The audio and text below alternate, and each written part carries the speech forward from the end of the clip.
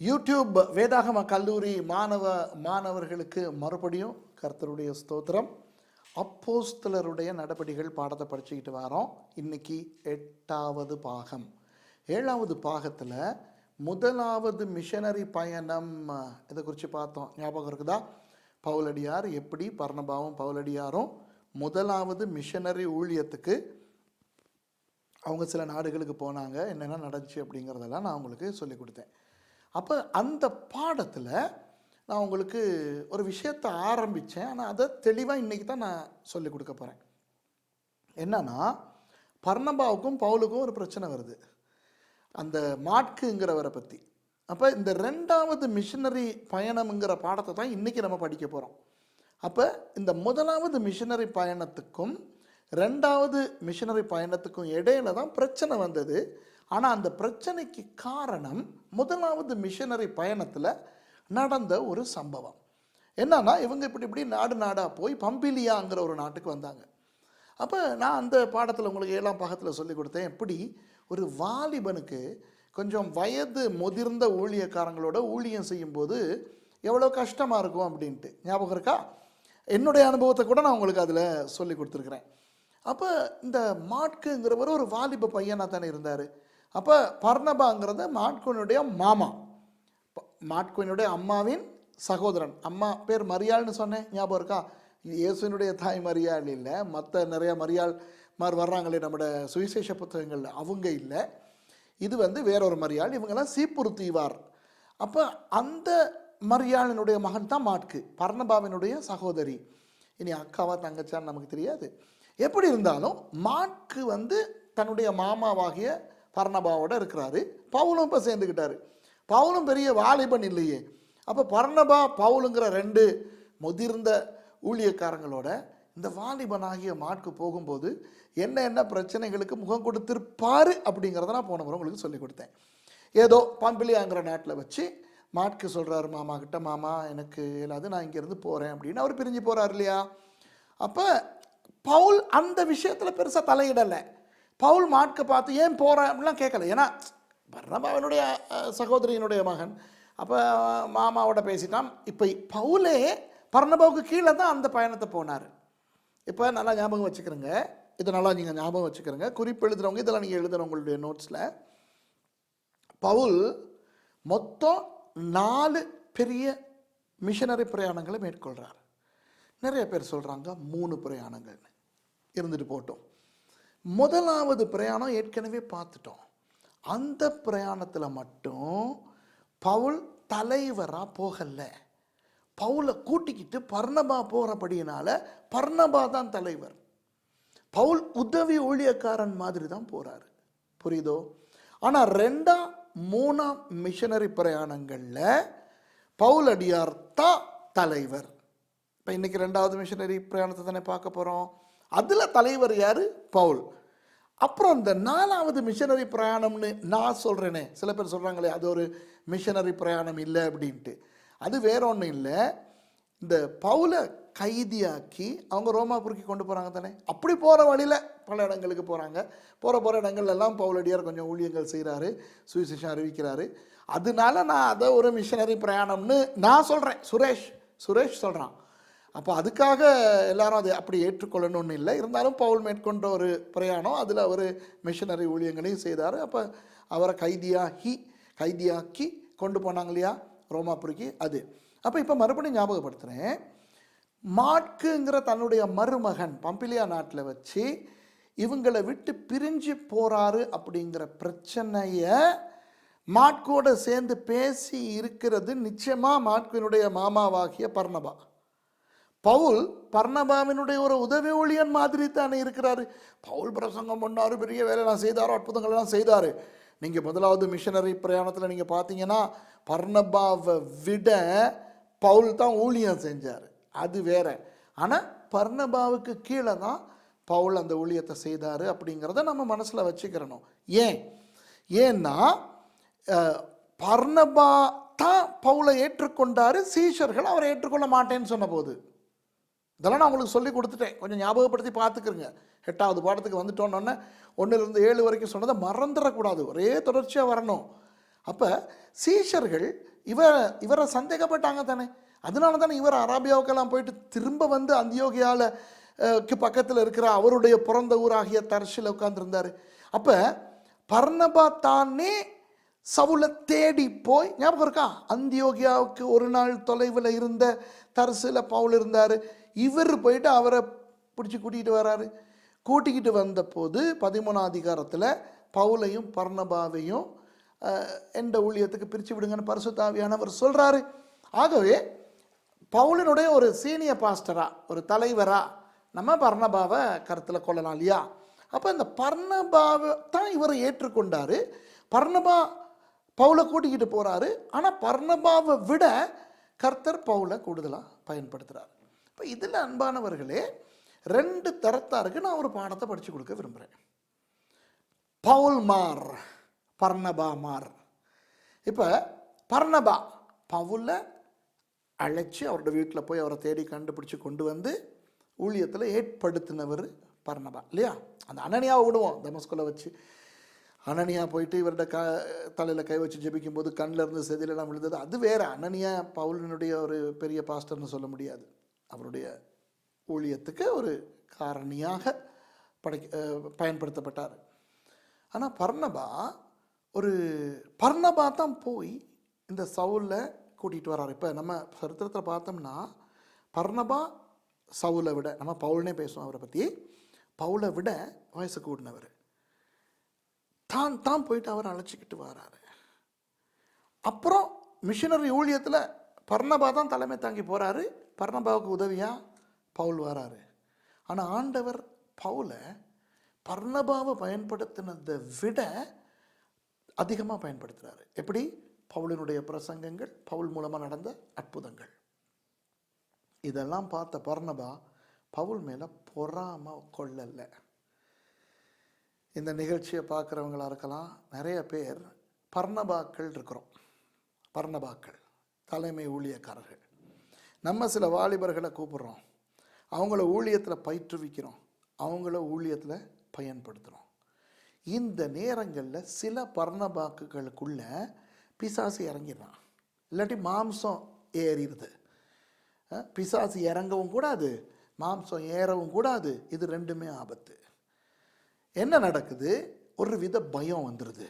ஐயோ, இவன் என்னையை விட நல்லா பிரசங்கம் பண்ணுறானே, ஐயோ இவன் என்னையை விட கூடுதலான வரங்கள் இவனுக்கு இருக்கே, ஐயோ இவன் என்னையை விட நல்லா பாடுறானே, ஜனம் எல்லாம் இவனை விரும்புதே, ஐயோ என் இடத்த பிடிச்சிருவானோ அப்படிங்கிற ஒரு பயம் வருது. இதனால என்ன நடக்குது? சர்ச்சுகளில் வெட்டு, அழகாக வெட்டிடுவாங்க. இப்போ பர்னபா பவுலை வெட்டி இருந்தார்னா நமக்கு மூல உபதேசங்களே கிடச்சிருக்காது பவுல் மூலமாக.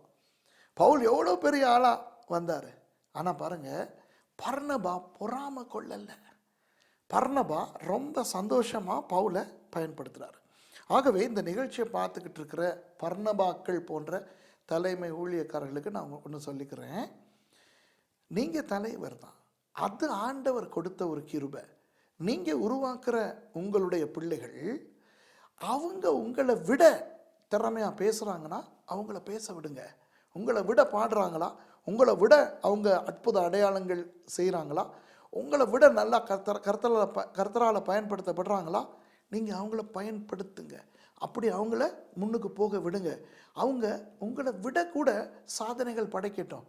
ஆனால் இது தேவனுடைய ராஜ்யம், நம்மட ராஜ்யம் இல்லை. நான் உருவாக்குற ஒருத்தன் என்னையை விட நல்லா ஊழியம் செய்கிறாங்கிற போது எனக்கு பொறாமை வரக்கூடாது, சந்தோஷம் வரணும். அட என்னால் செய்ய முடியாததெல்லாம் அவன் செய்கிறானே அப்படிங்கிற ஒரு சந்தோஷம் வரணும். இதுதான் பர்னபா. புரியுதோ? இப்போ பவுல்கள் இங்கே இருப்பீங்க, நீங்கள் நிறையா பவுல்மார் இருப்பீங்க, நீங்கள் உங்களுடைய தலைமை ஊழியக்காரர்களோடு நீங்கள் இருப்பீங்க. இப்போ பர்னபாவினுடைய ரட்சிப்பு பவுலுக்கு கிடைச்ச ரட்சிப்பு மாதிரி பெரிய அந்த இயேசுவை நேரடியாக கண்டு தரிசனம் கண்டு குதிரையிலேருந்து விழுந்து அந்த அப்படியெல்லாம் இல்லை, ஒரு சாதாரண ரட்சிப்பு. அப்போ பவுல் பர்னபாவால் அழைக்கப்பட்ட போது அதுக்கு அடங்கி வந்து பவுலுக்கு தெரியுது கர்த்தர் தன்னை பர்னபாவை விட நல்லா பயன்படுத்துகிறார், பிரசங்க ஊழியத்தில் இருக்கட்டும், அற்புத அடையாளங்கள் ஊழியத்தில் இருக்கட்டும்ன்ட்டு. இருந்தாலும் அவர் பர்னபாவினுடைய தலைமத்துவத்துக்கு எதிராக போகலை. பார்த்தீங்களா? அவர் பாட்டுக்கு அந்த முதலாவது மிஷனரி பயணத்தில் ரொம்ப தன்னை அடக்கிக்கிறார். ஆகவே இந்த நிகழ்ச்சியை பார்த்து கொண்டிருக்கிற பவுல்மாருக்கு நான் உங்களுக்கு சொல்கிறேன், உங்களுக்கு கூடுதலான வரங்கள் இருக்கலாம், கூடுதலான திறமைகள் இருக்கலாம், கூடுதலான தாளந்துகள் இருக்கலாம். யாரை விட? உங்களுடைய ஆவிக்குரிய தகப்பனை விட, உங்களுடைய பாஸ்டரை விட, உங்களுடைய பர்னபாவை விட. பெருமைப்படக்கூடாது. அவங்க மூலமாக தான் உங்களுக்கு ஆண்டவருடைய அழைப்பு வந்துச்சுன்னா அந்த கனம் உங்களுக்கு என்றைக்குமே அவங்கள குறித்து இருக்கணும். ஆகவே இந்த பர்னபா பவுல் அந்த இணைப்பு ஒரு நல்ல ஒரு இணைப்பாக காணப்படுது. அவங்க ரெண்டு பேரும் ஊழியம் செய்யும்போது ரொம்ப காரியங்கள், அதிகமான காரியங்கள் ஆண்டவர் செய்தார். ஆகவே இதை நம்ம மனசில் வச்சுக்கிறோம். சரியா? ஆனால் இதுலேயும் ஒரு பிரச்சனை வந்துச்சு. அது என்ன பிரச்சனைனா, இப்போ முதலாவது மிஷனரி பயணம் போயிட்டு வந்துட்டாங்க. இப்போ மிஷனரி பயணத்தை முடித்ததுக்கு பிறகு கொஞ்ச நாளைக்கு பிறகு ரெண்டாவது மிஷனரி பயணம் போகிறாங்கோ. இந்த வசனங்கள் என்னென்னா, ரெண்டாவது மிஷனரி பயணத்தினுடைய வசனங்கள் என்னென்னா, அப்போஸ்தலர் 15வது அதிகாரத்தில் 36வது வசனத்திலிருந்து 18வது அதிகாரம் 21வது வசனம் வரைக்கும். அப்போஸ்தலர் 15வது அதிகாரம் 36வது வசனத்திலிருந்து அப்போஸ்தலர் 18வது அதிகாரம் 21வது வசனம் வரைக்கும். இப்போ 36வது வசனத்தை வாசிப்போம். 15வது அதிகாரத்தில், சில நாளைக்கு பின்பு பவுல் பர்னபாவை நோக்கி, நல்ல கவனிங்க, பர்னபா பவுலை நோக்கி அல்ல, பவுல் பர்னபாவை நோக்கி. இவ்வளவு காலம் பர்னபா தான் பெரிய பாஸ்டர், அவருக்கு கீழே பவுல் இருக்கிறாரு. பவுல் அழகா ஊழியத்தில் பர்னபாவோடு சேர்ந்து போயிட்டு வந்துட்டார். தான் ஒரு நாளும் அந்த தலைமைத்துவத்துக்கு விரோதமாக போகவும் இல்லை, அதுக்கு மேலாக போக முயற்சிக்கவும் இல்லை. பர்னபாவை விட்டு பிரிஞ்சு நான் தனியாக ஆண்டவர் என்னை அழைச்சிருக்கிறார் தானேன்னு தனி ஊழியத்துக்கு போகவும் இல்லை. இப்போ இவங்க வந்து கொஞ்ச நாளாக இங்கே இருக்கிறாங்க அந்தியோகியாவில் இருக்கிற போது, சில நாளைக்கு பின்பு பவுல் பர்னபாவை நோக்கி, இப்போ பவுல் தான் பேசுகிறாரு, நாம் கர்த்தருடைய வசனத்தை அறிவித்திருக்கிற சகல பட்டணங்களிலும் உள்ள சகோதரர்கள் எப்படி இருக்கிறார்கள் என்று போய் பார்ப்போம் வாரும் என்றான். அப்போ அன்பானவர்களே, இது யாருடைய பிரயாணம்? இது பவுலுடைய பிரயாணம்.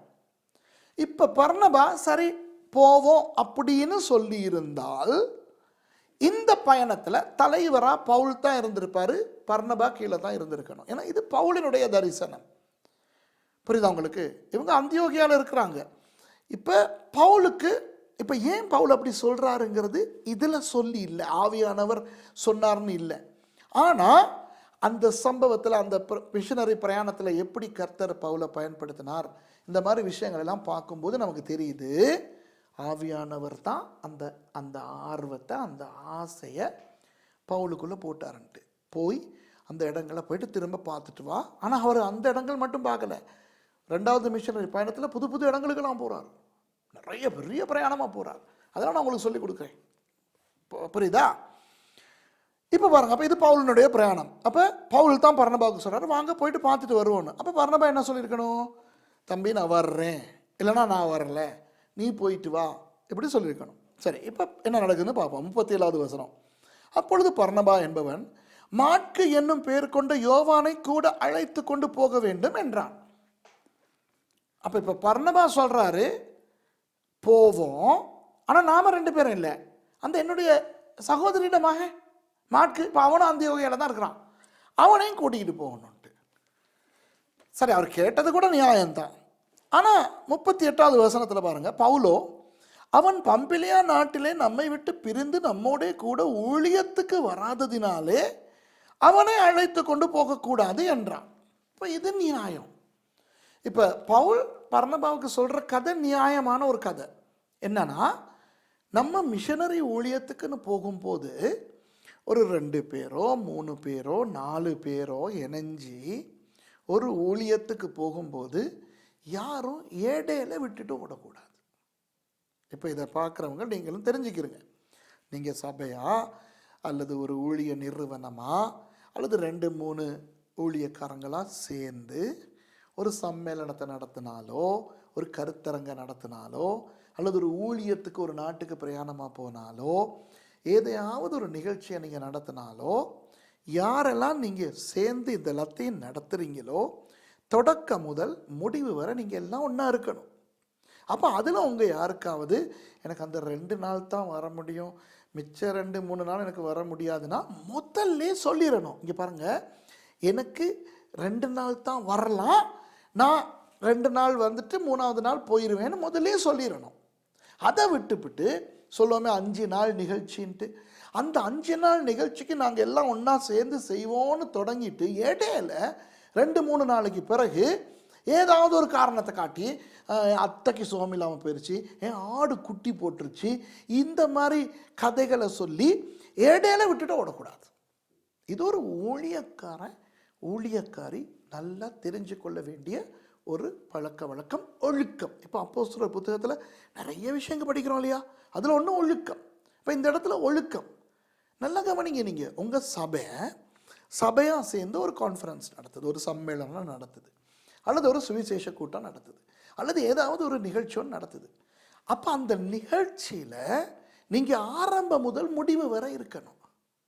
இல்லைனா முதல்ல நீங்கள் சொல்லணும், இங்கே பாருங்கள் எனக்கு இவ்வளவு தான் இருக்கலாம், இவ்வளவு இருக்க முடியாதுன்னு. அப்போ எல்லாருக்கும் தெரியும், ஓகே நீங்கள் இவ்வளவு நாட்கள் தான் நீங்கள் இருப்பீங்கன்ட்டு. இல்லை நீங்கள் தொடர்ந்து இருக்க போகிறீங்கிற நினைவில் எல்லாம் இணைஞ்சு ஊழியத்தை நடத்திக்கிட்டு போகும்போது இடையில நான் போகிறேன் அப்படின்னு நீங்கள் சொல்கிறதா இருந்தால் அது மற்றவங்களை எல்லாத்தையும் குழப்பி விடும். இது தான் மாற்கு செஞ்சார். மாற்கு பர்னபாவோடையும் பவுலோடையும் போகிறாரு, 4-5 இடங்களுக்கு போகிறாங்க. ஆனால் பம்பிலியா வரைக்கும் போன பிறகு இப்போ மாற்கு பார்க்குறாங்க, ஐயோ என்னால் ஏனலை இந்த கிளடுகளோட இருக்கிறதுக்கு, இதுக கண்ட நேரத்தில் எலும்பி ஜெபிக்குதுங்க நம்மளை மாதிரி இல்லை. சரி, 1000 காரணம் இருக்கலாம். பேசாமல் அந்த பிரயாணத்தை முடிக்கிற வரைக்கும் இருந்துட்டு ஒருவேளை 2வது பிரயாணத்தில் கூப்பிடும்போது மாற்கு சொல்லிக்கிறோம், மாமா வேண்டாம் மாமா, நான் வரல மாமா, உங்களோட ஒருக்கா வந்து நல்லா பாட்டேன் மாமா அப்படின்னு சொல்லியிருக்கலாம். அதில் பிரச்சனை இல்லை. திடீர்னு ஒரு இடையில வச்சு நீ ஓட முடிஞ்சனால தானேடி ஓடுற, ஓட முடியாமல் இருந்தால் ஓடி இருப்பியா? இந்த ஊழியத்தை செஞ்சுக்கிட்டு இடையில விட்டுட்டு ஓடுறவங்க இருக்கிறாங்களே, ஓட முடிஞ்சனால தானே ஓடுறாங்க. அப்போ அந்த மாதிரி ஒருக்கா ஓடுனவன் 2வது தரம் ஓட மாட்டான்னு என்ன நிச்சயம்? அதை சொல்லுங்க பார்க்கலாம். இப்போ ஓடுறவன் மொத்தம் ஓடுறதுக்கு தான் யோசிப்பான், அந்த தப்பு பண்ணுறதுக்கு தான் பயம் வரும். ஐயோ நான் ஓடிட்டேன் என்ன நடக்குமோ, என்ன நினைப்பாங்களோ, நான் தொடங்கினதை முடிக்காமல் போயிட்டேன்னா. இதெல்லாம் நினைக்காமலோ ஒரு தடவை ஓடிட்டா 2வது தடவும் அவன் ஓடுவான். நான் இதை வசனத்தின் மூலமாக மட்டும் சொல்லலை, அனுபவ ரீதியாகவும் சொல்கிறேன். அப்போது ஓடுறவங்களை இப்போ திருப்பி சேர்த்துக்கிட்டா திருப்பி அதனால் மனவேதனை வரும்ல. இப்போ பாருங்கள், பம்பிலியாவில் வச்சு இவன் ஓடிட்டான் உடனே பர்னபாவாக இருக்கட்டும் பவுலாக இருக்கட்டும் எவ்வளோ அவங்களுக்கு கையுடைஞ்ச மாதிரி இருந்திருக்கும். ஒரு ஆள் ஓடிட்டான்னு சொன்னால் அந்த ஆளினுடைய அந்த இடைவெளியை நிரப்புறது அவ்வளோ லேஸ் இல்லை. இங்கே பாருங்கள், நானும் இந்த அனுபவம் எனக்கு இருக்குது, உங்களுக்கு நிறைய பாஸ்டர்மாருக்கு நான் சொல்கிறேன் இந்த அனுபவம் உங்களுக்கு இருக்குமா இருக்கும். இப்போ தண்டை ஊழியம் தண்டை இடம்னு நினைக்கிறவன் ஓட மாட்டான், அது தெரியுமா உங்களுக்கு? தண்டை இடமா ஒருத்தன் நினைக்கலன்னா பாஞ்சு ஓடுவான். ஏன்னா அவனுக்கு பிரச்சனை இல்லை, தான் ஓடின பிறகு என்ன நடக்குது என்ன உடஞ்சி போகுதுன்ட்டு. அந்த இடத்துல அன்பு, அந்த இடத்து மேலே தரிசனம், அந்த இடத்து மேலே ஒரு கரிசனம் இருக்கிறவன் அப்படி ஓட மாட்டான். பிரச்சனைகள் இருந்தாலும் அழுது புரண்டு என்னமா அது பண்ணி அதுக்குள்ளேயே கிடப்பான். அப்போ ஒருத்தன் ஓடுறான்னு சொன்னால் ஓடுறவன் ஓடிட்டான், அன்னையோடு அவனுடைய பொறுப்பெல்லாம் முடிஞ்சிச்சு. ஆனால் அவனுக்கு தலைமைத்துவத்தால் கொடுத்துருப்பாங்க பொறுப்பு. அந்த பொறுப்புகளை நடப்பிக்கிறதுக்கு இன்னொரு ஆளை தேடுறது எவ்வளவு கஷ்டம். இன்றைக்கி உலகத்தை எடுத்து பாருங்கள். உலகத்தில் நீங்கள் ஒரு தொழில் செய்கிறீங்கன்னா, ஒரு சாதாரண சொல்லுவோமே ஒரு கடையில் நீங்கள் வேலை செய்கிறீங்க, ஒரு கடையில் சாமான் விற்கிற வேலை செய்கிறீங்க. அப்போ கூட அந்த முதல்ல என்ன தெரியுமா சொல்லுவாங்க, 1 மாதம் நோட்டீஸ் கொடுத்துட்டு போ. இல்லைனா ஒரு பெரிய கம்பெனியில் நீங்கள் வேலை செஞ்சீங்கன்னா 3 மாதம் நோட்டீஸ் கொடு. ஏன் இன்னும் 3 மாதத்தில் நாங்கள் போயிடுவோம் அப்படின்னு அறிவித்தா அந்த நிறுவனத்துக்கு தெரியும் 3 மாதத்துக்குள்ளே இன்னொருத்தனை எடுத்து அந்த இடத்துக்கு போடுறதுக்கு அல்லது இவன் போன பிறகு இந்த இடத்த சமாளிக்கிறதுக்கு இந்த வேலைகளை சமாளிக்கிறதுக்கு எங்களுக்கு அவகாசம் தேவைன்ட்டு. அப்போ ஒரு சாதாரண பலசரக்கு கடையிலேயே இப்படின்னா, உலக நிறுவனங்கள்லேயே இப்படின்னா, தேவனுடைய ராஜ்யத்தில் ஊழியத்தில் எப்படி இருக்குன்னு பாருங்கள். இன்றைக்கி எனக்கு தெரியும் நிறைய பேர் சொல்லுவோமே நல்லா இசை வாசிக்கிறவங்க திடீர்னு விட்டுட்டு ஓடிடுவாங்க. அப்புறம் அந்த சர்ச்சில் உள்ளவங்க அல்லோலப்பட்டுக்கிட்டு இருப்பாங்க. அப்புறம் பிரசங்கம் பண்ணுற ஊழியக்காரங்க ஓடுவாங்க. அப்புறம் படித்து கொடுத்துக்கிட்டு இருக்கிறவங்க ஓடுவாங்க. மிஷனரி ஊழியம் செய்கிறவங்க ஓடுவாங்க. இப்படியெல்லாம் சில நேரம் இந்த சில சபைகளில் வந்து காரியதரிசினிகள் இப்போ இவங்களுக்கு சர்ச்சில் உள்ள அந்த கணக்கு வழக்கு எழுத்து இதெல்லாம் சொல்லி கொடுத்து அவங்க நல்ல ஒரு பரிச்சயத்துக்குள்ளே வந்துடுவாங்க. திடீர்னு அவங்க என்ன மாதிரி ஒரு காரணத்தை விட்டுட்டு ஓடிட்டா அப்புறம் அந்த இதெல்லாத்தையும் அந்த விஷயங்கள் எல்லாத்தையும் செய்கிறது யார்? ஆகவே விட்டுட்டு ஓடுறவன் லேசாக ஓடிடுவான். ஓடுறவன் இன்னும் கொஞ்ச நாளில் வந்து என்ன மன்னிச்சுக்கிறேங்க நான் தெரியாமல் பண்ணிட்டேன் அப்படின்னு உழுவாங்க அல்ல. ஆனால் அவன் ஓடுறனால இங்கே ஏற்படுற பாதிப்பை நிவர்த்தி செய்கிறது யாரு? இப்போ பாருங்க, இவங்க மொத்த மிஷனரி ஊழியத்தை முடிச்சுட்டு அந்தியோகியாவுக்கு வந்துட்டாங்க. பவுலும் பர்னபாவும் பம்பிலியாவில் வாட்கு ஓடி போய் நான் போன முறை பாடத்தில் சொல்லி கொடுத்தேன். அவன் போயிட்டு எப்படியோ பேதுருக்கிட்ட சேர்ந்துட்டான். பேதுரு மூலமாக தான் அவனுக்கு ஆண்டரை பற்றி தெரிஞ்சு மாட்கு சுவிசேஷத்தை எழுதுனான். பெரிய ஆளாயிட்டான். ஓகே, இப்போ மறுபடியும் அந்தியோகியாவுக்கு அவர் வந்திருக்கிறாரு. மாட்கு அந்தியோகியாவுக்கு மாட்கு வந்து இருந்திருக்கிறாருங்கிறது இப்போ இந்த வசனத்தை பார்க்கும்போது நமக்கு தெரியுது இல்லையா? அப்போ பவுல் அவன் வரக்கூடாது பிரச்சனை எழுத்தாரா? பவுலுக்கு மாட்குவை குறித்து ஏதாவது தனிப்பட்ட பிரச்சனையா? இல்லவே இல்லை. இப்போ என்ன பவுலனுடைய பிரச்சனைனா, இவன் போன முறை எங்களோட வந்து அம்போன்னு எங்களை விட்டுட்டு ஓடிட்டான். ஆகவே இப்போ இது ஏன் பயணம்? பர்னபா இது உங்கள் பயணம் இல்லை.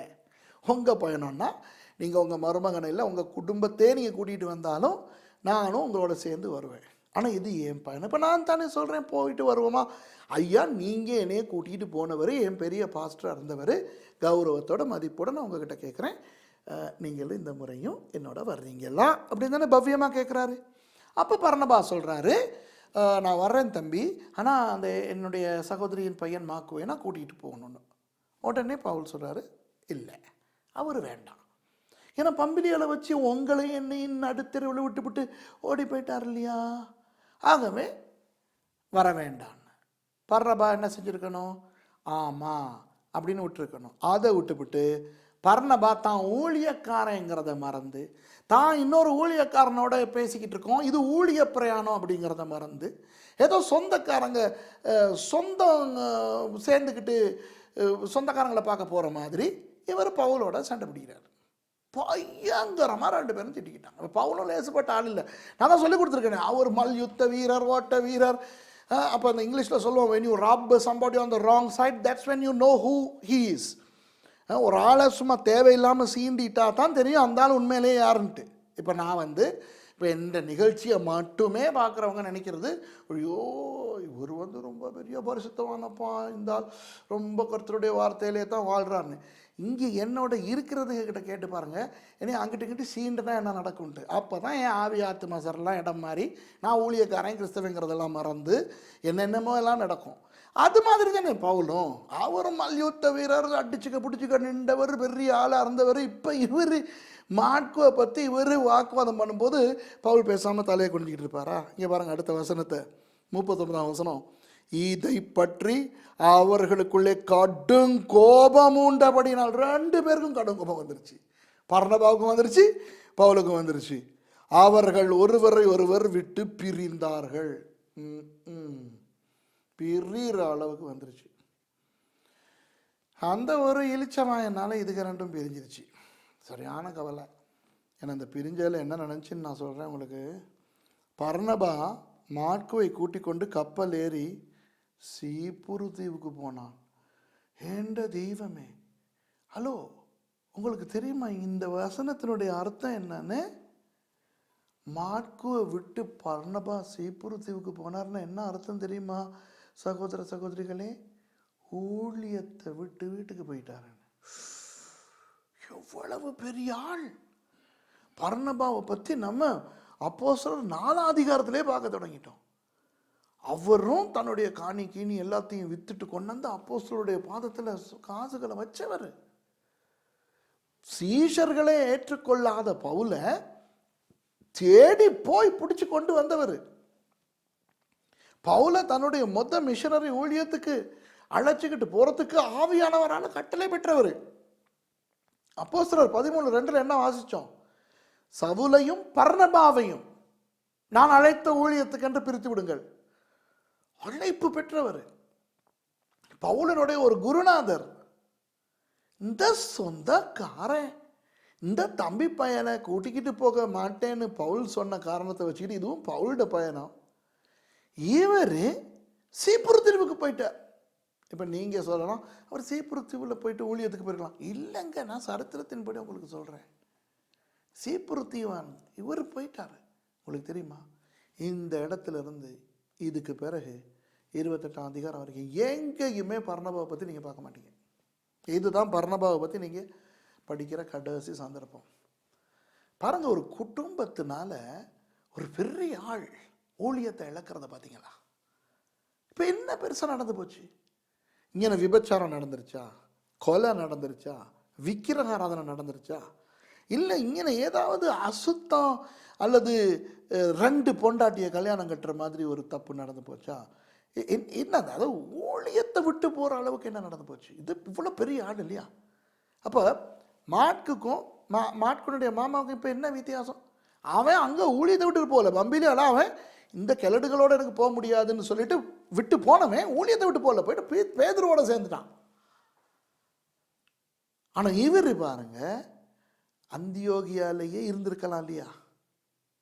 ஹலோ, இந்த நிகழ்ச்சியை பார்க்குற நீங்கள் இந்த நேரம் உங்களுக்கு விருப்பம்னா கொஞ்சம் வீடியோவை நிறுத்திட்டு கொஞ்சம் யோசிங்க. இல்லைனா இதை பார்த்துக்கிட்டேயாவது கொஞ்சம் யோசிங்க. பர்னபா, இது சம்பவம் அந்தியோகியாவில் தான் நடக்குது, பெரிய சபை தானே. இப்போ அந்தியோகியாவில் இருந்து தானே இவங்க எல்லாம் இந்த வெளிநாட்டு ஊழியங்கள் எல்லாம் செய்கிறாங்க. இப்போ எருசலேம் ஆரம்ப தலைநகரமாக இருந்தது. இப்போ புறஜாதியார்களுடைய கிறிஸ்தவ தலைநகரமாக அந்தியோகியா இருக்குன்னு நான் உங்களுக்கு சொல்லி கொடுத்துட்டேன் இல்லை. அப்போ ஒரு பெரிய இடம் இல்லை. அப்போ சரி, இப்போ பவுலுக்கும் இவருக்கும் பிரச்சனை வந்தது, ஓகே வந்துருச்சு. பவுலோட பிரயாணம் கூப்பிட்றாரு, நான் வர்றேன், என்ற மருமனையும் கூட்டிகிட்டு போகணும். இல்லை மருமனை வந்தால் நீங்கள் வர வேண்டாமோ என்னமோ சொல்லியிருப்பார் பவுல்.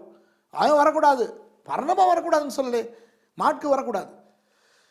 அப்போ இவர் என்ன செஞ்சுருக்கலாம், சரி சண்டை வர்றது நியாயம், கோபம் வர்றது நியாயம். ஏன்னா கோபம் கொண்டாலும் பாவம் தானே செய்யக்கூடாது. கோபம் கொள்ளக்கூடாதுன்னு பைபிள் எங்கேயுமே இல்லையே. கோபம் கொள்ளக்கூடாதுன்னா அது அப்புறம் நம்ம மனுஷனாகவே இருக்க முடியாது.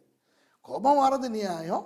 ஆனால் பவுலடியாரை நமக்கு சொல்லிக் கொடுக்குறாரு, கோபம் கொண்டாலும் பாவம் செய்யாதிருங்கள், சூரியன் அஸ்தமிக்கிறதுக்கு முன்பதாக உங்கள் கோபம் தனியாக கிடவுது. அப்போ பாருங்க, பர்னபா என்ன செஞ்சிருக்கலாம், தம்பி உன்னோட நான் வரல ராசா, என் மருமகனை கூட்டிகிட்டு வரதா இருந்தால் வரேன், இல்லைன்னா நான் வரல, நீ போயிட்டு வான்னு பேசாமல் இவர் அந்தியோகியால் இருந்திருக்கலாமே. இல்லை இவர் பவுலோட சரி மாட்கு வர வேண்டாம், நானும் நீயும் போயிட்டு வருவோன்னு போயிட்டு இருக்கலாம். ஏன்னா பம்பிலியாவுக்கு பிறகு இவங்க தனியாக தானே போய்ட்டு ஊழியம் செஞ்சுட்டு வந்தாங்க. அப்போ இவங்க 2 பேரும் தனியாக ஊழியம் செஞ்சு அனுபவம் உள்ளவங்க தானே. கட்டாயம் மாட்கு வந்தாத்தான் அந்த ஊழியம் ஒழுங்காக போகலான்ட்டு ஒன்று இல்லையே. இப்போ இந்த இடத்துல முழுக்க தவறு செய்கிறது பர்னபா. பவுலுடைய பெரிய ஆளாக இருந்திருக்கலாம், ஆனால் பாருங்க ஒரு பெரிய ஆள் மாதிரி நடந்துக்கிறாரான்ட்டு கோவிச்சுக்கிட்டு மருமகனையும் கூட்டிக்கிட்டு சீப்புருத்தீவுக்கு, அவருடைய கிராமத்துக்கு, அவருடைய ஊருக்கு போயிடுறாரு. ஊழியத்தை விட்டுட்டு போயிடுறாரு. அந்தியோகியாவை விட்டுட்டு சீப்புருத்தீவுக்கு போகிறார். அப்போ ஒரு ஒரு பெரிய பாஸ்டர் மாதிரியா நடந்துக்கிற நீ? என்ன பெரிய பிரச்சனை நடந்து போச்சு? இன்னைக்கு நிறைய பர்னபாக்கள் ஊழியங்களை இழக்கிறது இதனால தான். எவ்வளவு பிரகாசமான ஊழியக்காரர், ஆறுதலின் மகன், பேரில் மட்டுமா ஆறுதலின் மகன். பாக் பாக் நவா நவா பாக் நவா பாக்னா மகன், நவா ஆறுதலின் மகன் போயிட்டார் ஊழியத்தை விட்டுட்டு. ஊழியத்திலே ஆறுதலின் மகனாக இருந்தார். பவுலை ஊழியத்தில் பிடிச்சி கொண்டு வந்து ஊழியத்தில் ஸ்தாபித்தவர். பவுலுக்கு மிஷனரி ஊழியம் என்னான்னு கற்றுக் கொடுத்தவர். பவுலனுடைய குருநாதர். ஒரு வாலிப பையன், அக்காவோ தங்கச்சோ மகன், அவனை ஊழியத்தில் இங்கே இந்த பயணத்தில் கூட்டிகிட்டு போகலங்கிறத வச்சுக்கிட்டு வீட்டுக்கு போயிட்டது. எத்தனை பேர் இன்றைக்கி ஊழியத்தை விட்டு இந்த மாதிரியான காரணங்களுக்காக போகிறாங்க, குடும்பத்தை காரணமாக வச்சுக்கிட்டு. அதோட பர்னபாவினுடைய கதை முடியுது. பர்னபாவை பற்றி அதில் இனி வரவே இல்லை. அவ்வளோ பெரிய ஆள் முடிச்சுட்டார். அவரோட ஊழியத்தை அந்நியாயமாக்கிட்டார். ஊழியத்தை விட்டுட்டு வீட்டுக்கு போயிட்டார். சில ஆசிரியர்கள் சொல்லுவாங்க, இல்லை இவர் சீப்புருத்தியில் போய்ட்டு ஊழியம் செய்தார்னு. இப்போ நமக்கு பைபிள் மட்டும் இல்லையே, சரித்திர சாட்சிகள் நமக்கு இருக்குல்ல. அதில் அவர் அங்கே ஒன்றும் போயிட்டு கிறிஸ்தவராக தான் இருந்தார், அவர் ஒன்றும் பின்வாங்கி போகலை. ஆனால் அதை விட பெரிய அளவில் அவர் ஊழியம் செஞ்சுருக்கலாம். ஒரு பவுலுடைய குருனா பவுலை விட அதிகமாக பயன்படுத்தப்பட்டிருக்கலாம். அநியாயம், இழந்துட்டார். பவுலோ சீலாவை தெரிந்து கொண்டு சகோதரராலே தேவனுடைய கிருபைக்கு ஒப்புவிக்கப்பட்டு புறப்பட்டு சீரியாவிலும் சிலிசியாவிலும் திரிந்து சபைகளை திடப்படுத்தினான். பவுல் சீலாவை தெரிந்து கொண்டு. இந்த இடத்துல சில தமிழ் ஊழியக்காரங்க தப்பாக நினைக்கிறாங்க, சீலாங்கிறது பொம்பளைன்ட்டு. இந்த கிட்டத்தில் கூட ஒரு இமெயில் வந்துருந்துச்சு, பெண்கள் ஊழியத்தை, இப்போ நான் பெண்கள் ஊழியத்தை ஏற்றுக்கொள்கிற ஆள் தான். ஏன்னா நீங்கள் பார்த்தீங்கன்னா நிறையா பெண்களை கருத்தரை பயன்படுத்துகிறாரு. ஆனால் ஒருத்தர் எனக்கு இமெயில் அனுப்பியிருக்காரு, பவுலையும் சீலாவையும் ஆண்டவர் பயன்படுத்தினார் பாருங்கள், புருஷன் பஞ்சாதியை அக்வில்லா பிரிசிலா மாதிரி பவுல் சீலா. சீலாங்கிறது ஒரு ஆம்பளை, சீலாஸ் சீலாஸ். அந்த ஒரு நாள் சொல்லி கொடுத்தேன், ப்ரோசலீட்டோஸ், கிரேக்கர்களாக இருந்து யூதர்களாக மாறுறாங்க, அதில் ஒரு ஆள் தான் இவர் சீலாஸ். அப்போ சில பேர் சொல்லுவாங்க, பவுல் புருஷனா சீலா பொண்டாட்டியான், தீமோத்தேயு அவங்க 2 பேருடையும் பிள்ளையான். ஏன்னா பவுல் தீமோத்தேயு அவருடைய மகன்னு சொல்கிறாரு தானே, அது ஆவிக்குரிய ரீதியாக அவர் சொல்கிறது. தீமோத்தேயுனுடைய அப்பா உண்மையில் ஒரு கிரேக்கன், அது பிறகு நான் உங்களுக்கு சொல்லித்தரேன். அப்போ பவுலோட மகன் இல்லை தீமோத்தேயு. சீலா பொம்பளே கிடையாது. இது ஒரு நல்ல பைபிள் டீச்சர், நல்ல ஒரு பைபிள் ஆசிரியர், வேத ஆசிரியர்.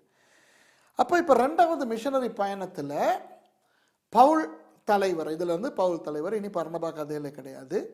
அப்போ இப்போ யார் அவர் கூட்டிகிட்டு போகிறாரு? சீலாவை கூட்டிகிட்டு போகிறாரு. அப்போ இனி 16வது நம்ம அதிகாரத்தில் நம்ம பார்த்தோம்னு சொன்னால், தீமோத்தேயு உள்ளுக்குள்ளே வராரு. அதன் பின்பு அவன் தெர்பைக்கும் லிஸ்திராவுக்கும் போனான். அங்கே லிஸ்திராவில் வச்சு தீமோத்தேயு எண்ணப்பட்ட ஒரு சீஷன் இருந்தான். அவன் தாய் விசுவாசம் உள்ள யூத ஸ்திரீ, அவன் தகப்பன் கிரேக்கன். புரியுதோ? அவன் லிஸ்திராவிலும் இக்கோனியாவிலும் உள்ள சகோதரராலே நற்சாட்சி பெற்றவனாய் இருந்தான், நல்ல ஒரு வாலிபன். அவனை பவுல் தன்னுடனே கூட்டிக் கொண்டு போக வேண்டும் என்று விரும்பி, அவனுடைய தகப்பன் கிரேக்கன் என்று அவ்விடங்களில் இருக்கும் யூதர்கள் எல்லாரும் அறிந்திருந்தபடியால் அவர்கள் நிமித்தம் அவனுக்கு விருத்த சேதனம் பண்ணினான். அதாவது இதுக்கு நம்ம பார்த்தோம், இந்த ரட்சிக்கப்பட்ட இந்த ப்ரோசலீட்டோஸ் மாத்திரம் இல்லை, ப்ரோசலீட்டோஸ் பிரச்சனை இல்லை. ஏன்னா அவங்க கிரேக்கர்களாக யூதர்களாக மாறினவங்க. அப்போ அவங்க கிரேக்கர்களாக யூதர்களாக மாறும்போது விருத்த சேதனம் பண்ணப்பட்டியாச்சு அவங்களுக்கு. ஆனால் புறஜாதியாருக்கு சுவிசேஷம் போன உடனே இந்த கொர்நேலியு பேதுரு மூலம் அப்போ அந்த விருத்த சேதன பிரச்சனை வந்துச்சு இல்லையா? அந்தியோகியாவுக்கு வந்தாங்க சில பேர் எருசலேம்ல இருந்து. இப்போ புறஜாதியாரும் விருத்த சேதனம் பண்ணப்படணும் அப்படின்ட்டு ஒரு பிரச்சனை வந்துச்சு. அந்த நேரம் தேவையில்லைன்னு வாதாடினது பவுல். அப்போ தேவையில்லைன்னு வாதாடின பவுல் தனக்கு உதவியானனா ஒரு தம்பியை சேர்த்து கொள்ளும் போது அவனுடைய அப்பா கிரேக்கன், அம்மா யூத ஸ்திரீங்கிறனால ஏன் விருத்த சேதனம் பண்ணினார் அப்படிங்கிற ஒரு கேள்வி வருது இல்லையா? கொஞ்சம் இவர் ஒரு முரண்பாடாக நடந்துக்கிறாரு அப்படின்னு தெரியுது இல்லையா? இல்லை, நான் ஏற்கனவே சொன்ன ஒரு விஷயத்தை ஞாபகப்படுத்துகிறேன். யூதர்களுக்கு மாத்திரம் யூதர்களாக இருந்துக்கிட்டே கிறிஸ்தவர்களாக இருக்கலாம், வேற யாருக்கும் அதை செய்ய முடியாது. அப்போ இந்த அப்பா இருக்கார் தானே, தீமோத்தேயுனுடைய அப்பா ஒரு ப்ரோசலிட்டோஸாக இருக்க வாய்ப்பில்லை. அதாவது அவர் ஒரு கிரேக்க மார்க்கத்திலிருந்து யூதனா மாறினவராக ஆகினாருன்னு எங்களுக்கு ஆதாரம் ஒன்றும் இல்லை. அவர் கிரேக்கனாவே இருக்கத்தக்க அவர் ஒரு யூத பொம்பளை கல்யாணம் கட்டி இருக்கிறாரு அப்படிங்கிறது தான் நமக்கு தெரிய வருது. ஆனால் அவர் யூதனா மாறலை.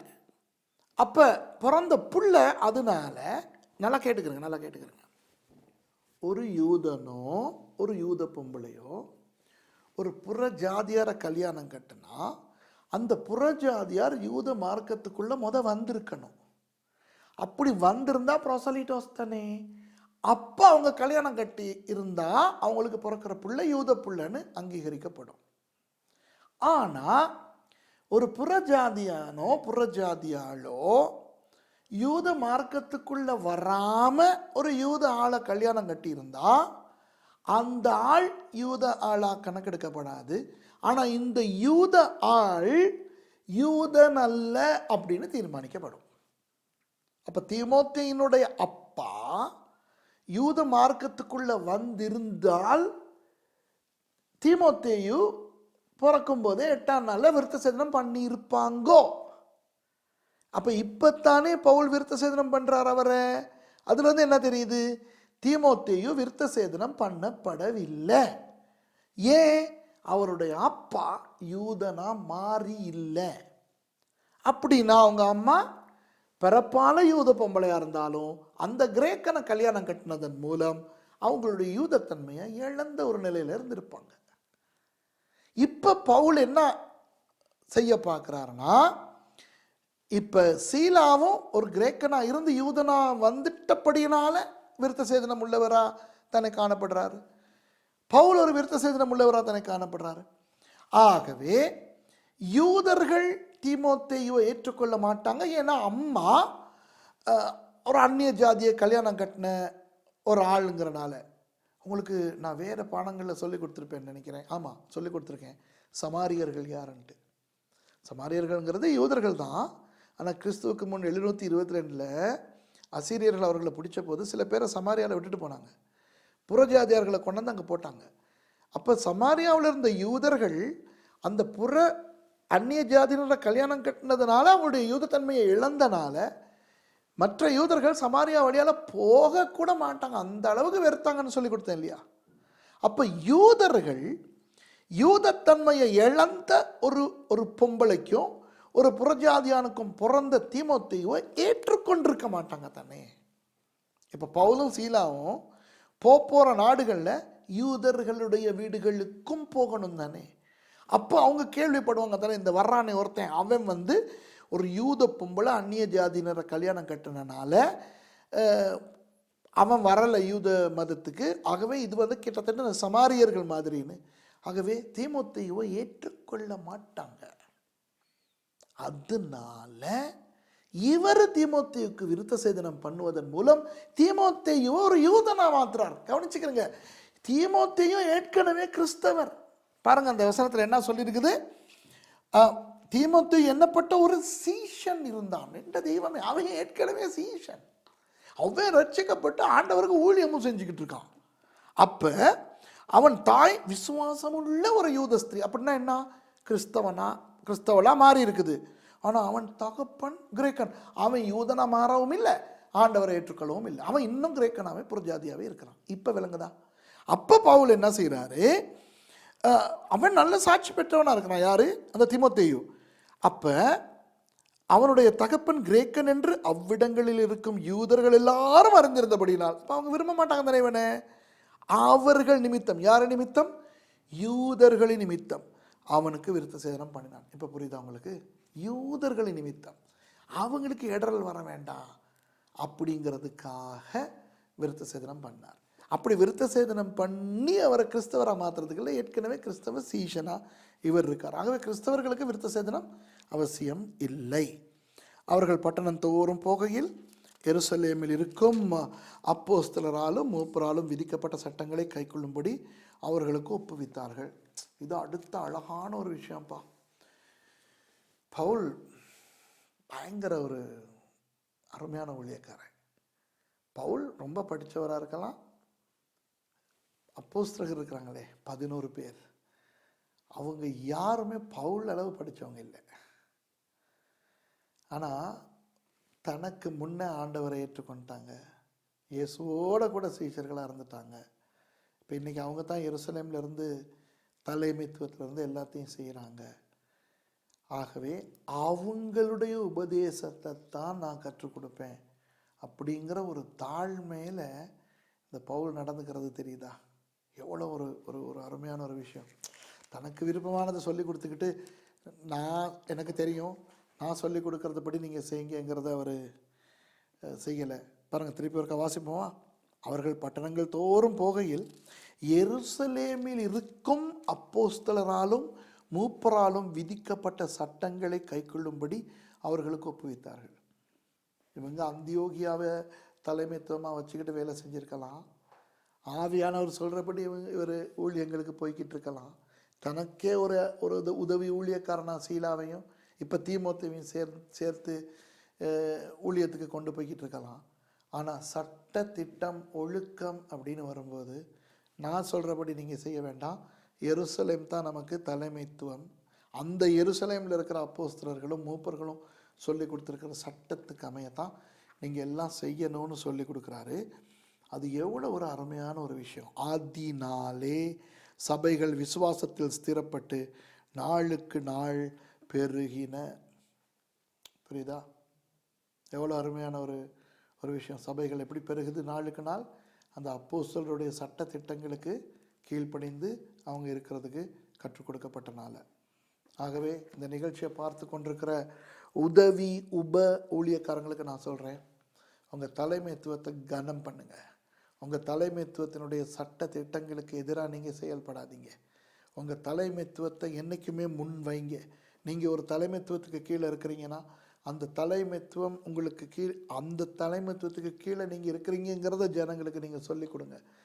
அந்த ஒரு அழகு, அந்த ஒரு ஒழுக்கம், உலகமே சொல்லுதில்ல, ஒழுக்கம் விழுப்பம் தரலான், ஒழுக்கம் உயிரினும் ஓம்பப்படும். இப்போ வசனத்துக்குள்ள நமக்கு இதே பவுலடியார் 1 கொரிந்தியர் 14 கடைசி வசனத்தில் என்ன சொல்கிறாரு? ஆவியின் வரங்களை பற்றி சொல்லிக் கொடுக்கும்போது சகலதும் நல்ல ஒழுக்கமும் கிரமமுமாய் செய்யப்பட கிடவுது. அவருடைய வாழ்க்கையில் இதை பார்க்குறோம். எவ்வளோ அழகாக அந்த ஒழுக்கத்தை அவர் கற்றுக் கொடுக்குறார். இப்போ ஆவியானவருடைய ஒரு வித்தியாசமான ஒரு இடைப்பாடை பற்றி நம்ம பார்க்க போகிறோம். இப்போ அவங்க துரோவாவுக்கு வராங்க. 8ஆம் வசனத்தில் துரோவாவுக்கு வராங்க. அங்கே 9ஆம் வசனத்தில் பவுலுக்கு ஒரு தரிசனம் வருது. என்னன்னா, மக்கேதோனியா தேசத்தான் ஒருவன் வந்து நின்று, நீர் மக்கேதோனியாவுக்கு எங்களுக்கு உதவி செய்ய வேண்டும் என்று தன்னை வேண்டிக் கொண்டதாக இருந்தது. சொப்பனம் மூலம், தரிசனம் மூலம். தரிசனம் மக்கேதோனியாக்கார ஒருத்தர் இவரை கூப்பிடுற மாதிரி இவர் தரிசனம் காண்றாரு. அப்போ அப்படியே அவர் மக்கேதோனியா போகிறாரு. 12ஆம் வசனத்தில், அங்கே இருந்து மக்கேதோனியா தேசத்து நாடுகளில் ஒன்றுக்கு தலைமையானதும் ரோமர் குடியேறினதுமான பிலிப்பி பட்டணத்துக்கு அந்த பட்டணத்திலே சில நாள் தங்கியிருந்தோம். நல்லா கவனிங்க, இந்த இடத்த நோட் பண்ணுங்க. மக்கேதோனியா இப்போ ஐரோப்பாவுக்குள்ளே வந்துட்டார். இப்போ போன முறை முதலாவது மிஷனரி ஊழியத்தில் ஐரோப்பாவுக்குள்ளே வரல, ஆசியாவுக்குள்ளே தான் சுற்றிக்கிட்டு இருந்தார் இவரும் பர்னபாவும். இப்போ தடவை ஐரோப்பாவுக்குள்ளே போகிறாரு. மக்கேதோனியா எங்கே இருக்குது? ஐரோப்பாவில். மெப்பை போட்டு காட்டுவாங்க.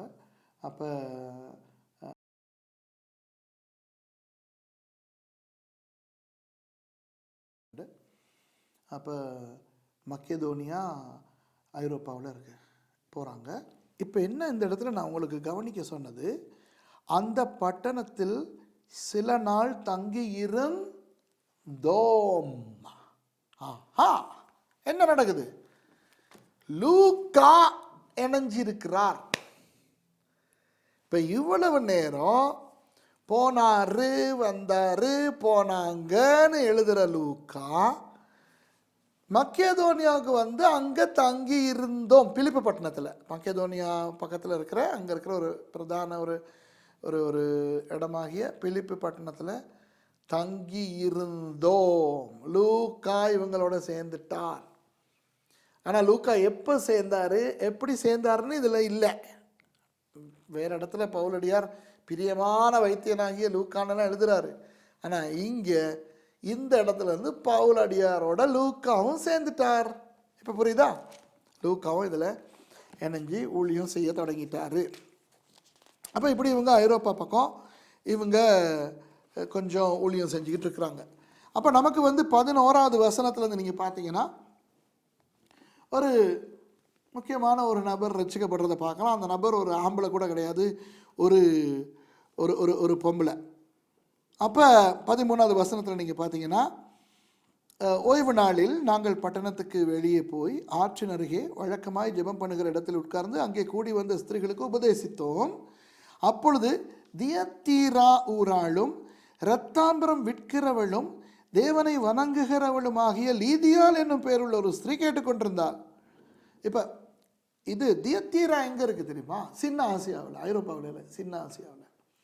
தியத்தீராவில் இந்த பர்பிள்னு சொல்லுவாங்க, ஒரு விதமான அந்த டை இந்த துணிகளுக்கு போடுற ஒரு விதமான சாயம், அது ரொம்ப பிரபலமானது. அந்த சாயத்தை உண்டு பண்ணுறவங்க அந்த சாயத்தால் நிறையா துணிகள் உண்டு பண்ணி ஊர் ஊராக போய் விற்பாங்க. அப்போ இந்த தியத்தீராவை சேர்ந்த இந்த பொம்பளை ஐரோப்பாவுக்குள்ளே பிலிப்பி பட்டணத்துக்குள்ளே வந்திருக்குது இதை விற்கிறதுக்கு. அப்போ இங்கே பவுல் பிரசங்கம் பண்ணுறதை அது கேட்டுக்கிட்டு இருந்துட்டு, லிதியா பவுல் சொல்லியவைகளை கவனிக்கும்படி கர்த்தர் அவள் இருதயத்தை திறந்தருளினார்.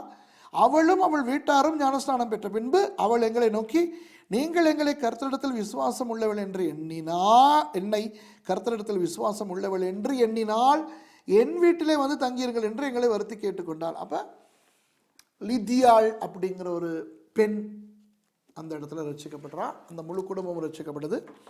அவங்களோட வீட்டுக்கு போகிறாங்க. அப்போ இன்னொரு சம்பவம், முக்கியமான ஒரு சம்பவம் நடக்குது. இப்போ லிதியாவை பற்றி நான் சொல்லி கொடுத்துட்டேன். இப்போ 16வது வசனத்தில் பாருங்கள், நாங்கள் ஜெபம் பண்ணுகிற இடத்துக்கு போகையில் குறி சொல்ல ஏவுகிற ஆவியை கொண்டிருந்து குறி சொல்லுகிறதினால் தன் எஜமான்களுக்கு மிகுந்த ஆதாயத்தை உண்டாக்கின ஒரு பெண் எங்களுக்கு எதிர்பட்டாள். அவள் பவுலையும் எங்களையும் பின்தொடர்ந்து வந்து, இப்போ இந்த எங்களையும் லூக்கா சொல்றதன் மூலம் லூக்கா அந்த இடத்துலலாம் இருக்கிறார்னு அர்த்தம். இந்த மனுஷர் உன்னதமான தேவனுடைய ஊழியக்காரர், ரட்சிப்பின் வழியை நமக்கு அறிவிக்கிறவர்கள் என்று சத்தமிட்டாள்.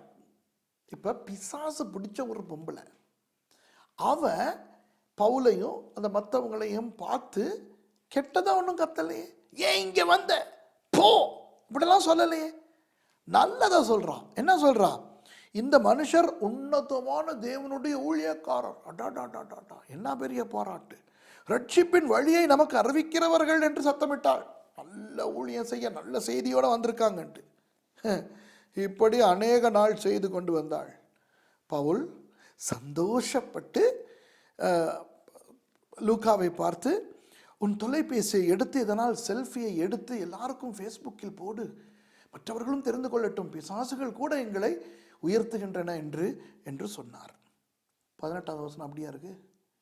இன்னைக்கு முக்காவாசி பேர் இப்படிதான்.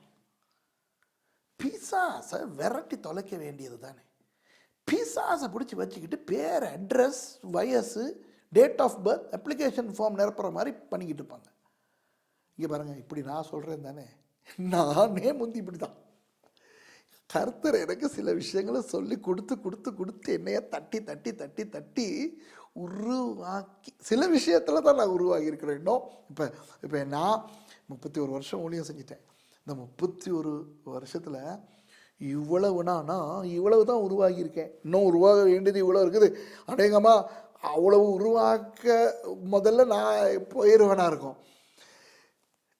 கஷ்டம். நம்ம எல்லாம் கெட்டவங்கப்பா. நம்ம எல்லாம் கிராமங்களில் கிடந்து பாவம் பண்ணிவிட்டு வந்து இங்கேயும் வந்து இன்னும் பிரச்சனைகளில் தான் கிடக்கிறோம். பிரச்சனைகள்னா இன்னும் நமக்கு அந்த பரிசுத்தத்தினுடைய உச்சத்தை அடைகிறதுக்கு பயங்கர கஷ்டமாக இருக்குது. முயற்சி பண்ணுறோம், பரிசுத்தத்தின் மேல் பரிசுத்தத்துக்கு போக முயற்சி பண்ணுறோம்.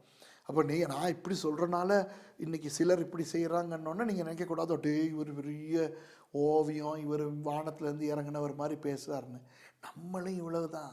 இதை தான் முந்தி நான் பண்ணிக்கிட்டு இருந்தேன். அந்த காலத்தில் 86, 87, 88, 89 அந்த காலத்தில் பயங்கரமாக பிசாசு விரட்டுற ஊழியத்தில் ஈடுபடுவேன். ஏன்னா நான் பிசாசுகளை பற்றி விசேஷமாக ஆராய்ச்சிகளெல்லாம் செஞ்சுருக்கிறேன் அந்த காலத்தில். அப்போ அதில் அந்த டெலிவரன்ஸ் மினிஸ்ட்ரின்னு சொல்கிற அந்த ஊழியத்தையும் கர்த்தர் எனக்கு கொடுத்துருந்தார். இப்போ கூட பிசாசு விரட்டுறது தான் இல்லைன்னு இல்லை. ஆனால் அந்த நேரம் விரட்டுறதுக்கும் இப்போ விரட்டுறதுக்கும் ரொம்ப வித்தியாசம். இப்போல்லாம் பிசாசு பிடிச்சி எந்த பெரிய பிசாசு வந்து ஆடினாலும் பேர் ஊரெல்லாம் கேட்டுக்கிட்டு இருக்கல, போனால் போகணும்.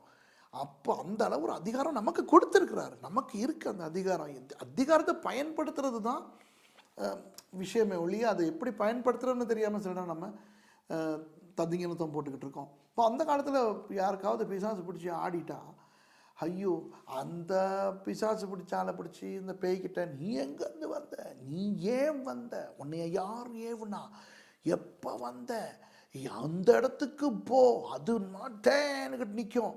அதுக்கும் பிசாசுனாலே பொய்க்கு பிதா. அப்போ அந்த பிதாவினுடைய குட்டிகள் ஏதாவது தான் வந்திருக்குது இந்த இந்த இந்த பிசாசு பிடிச்சவங்கக்கிட்ட. அப்போ நீங்கள் பேரை கேட்டோன்னா அது உண்மையாக சொல்ல போகுது. எங்கேருந்து வந்தேன்னு கேட்டோன்னா அது உண்மையாக சொல்ல போகுது. ஏன் வந்த, எதுக்கு வந்தோன்னா உண்மையாக சொல்ல போகுது. சும்மா அதுகளோட பேசிக்கிட்டு நேரத்தை வீணாக்கிக்கிட்டு விட பிசாசுனா போகுது, அவ்வளோதான்.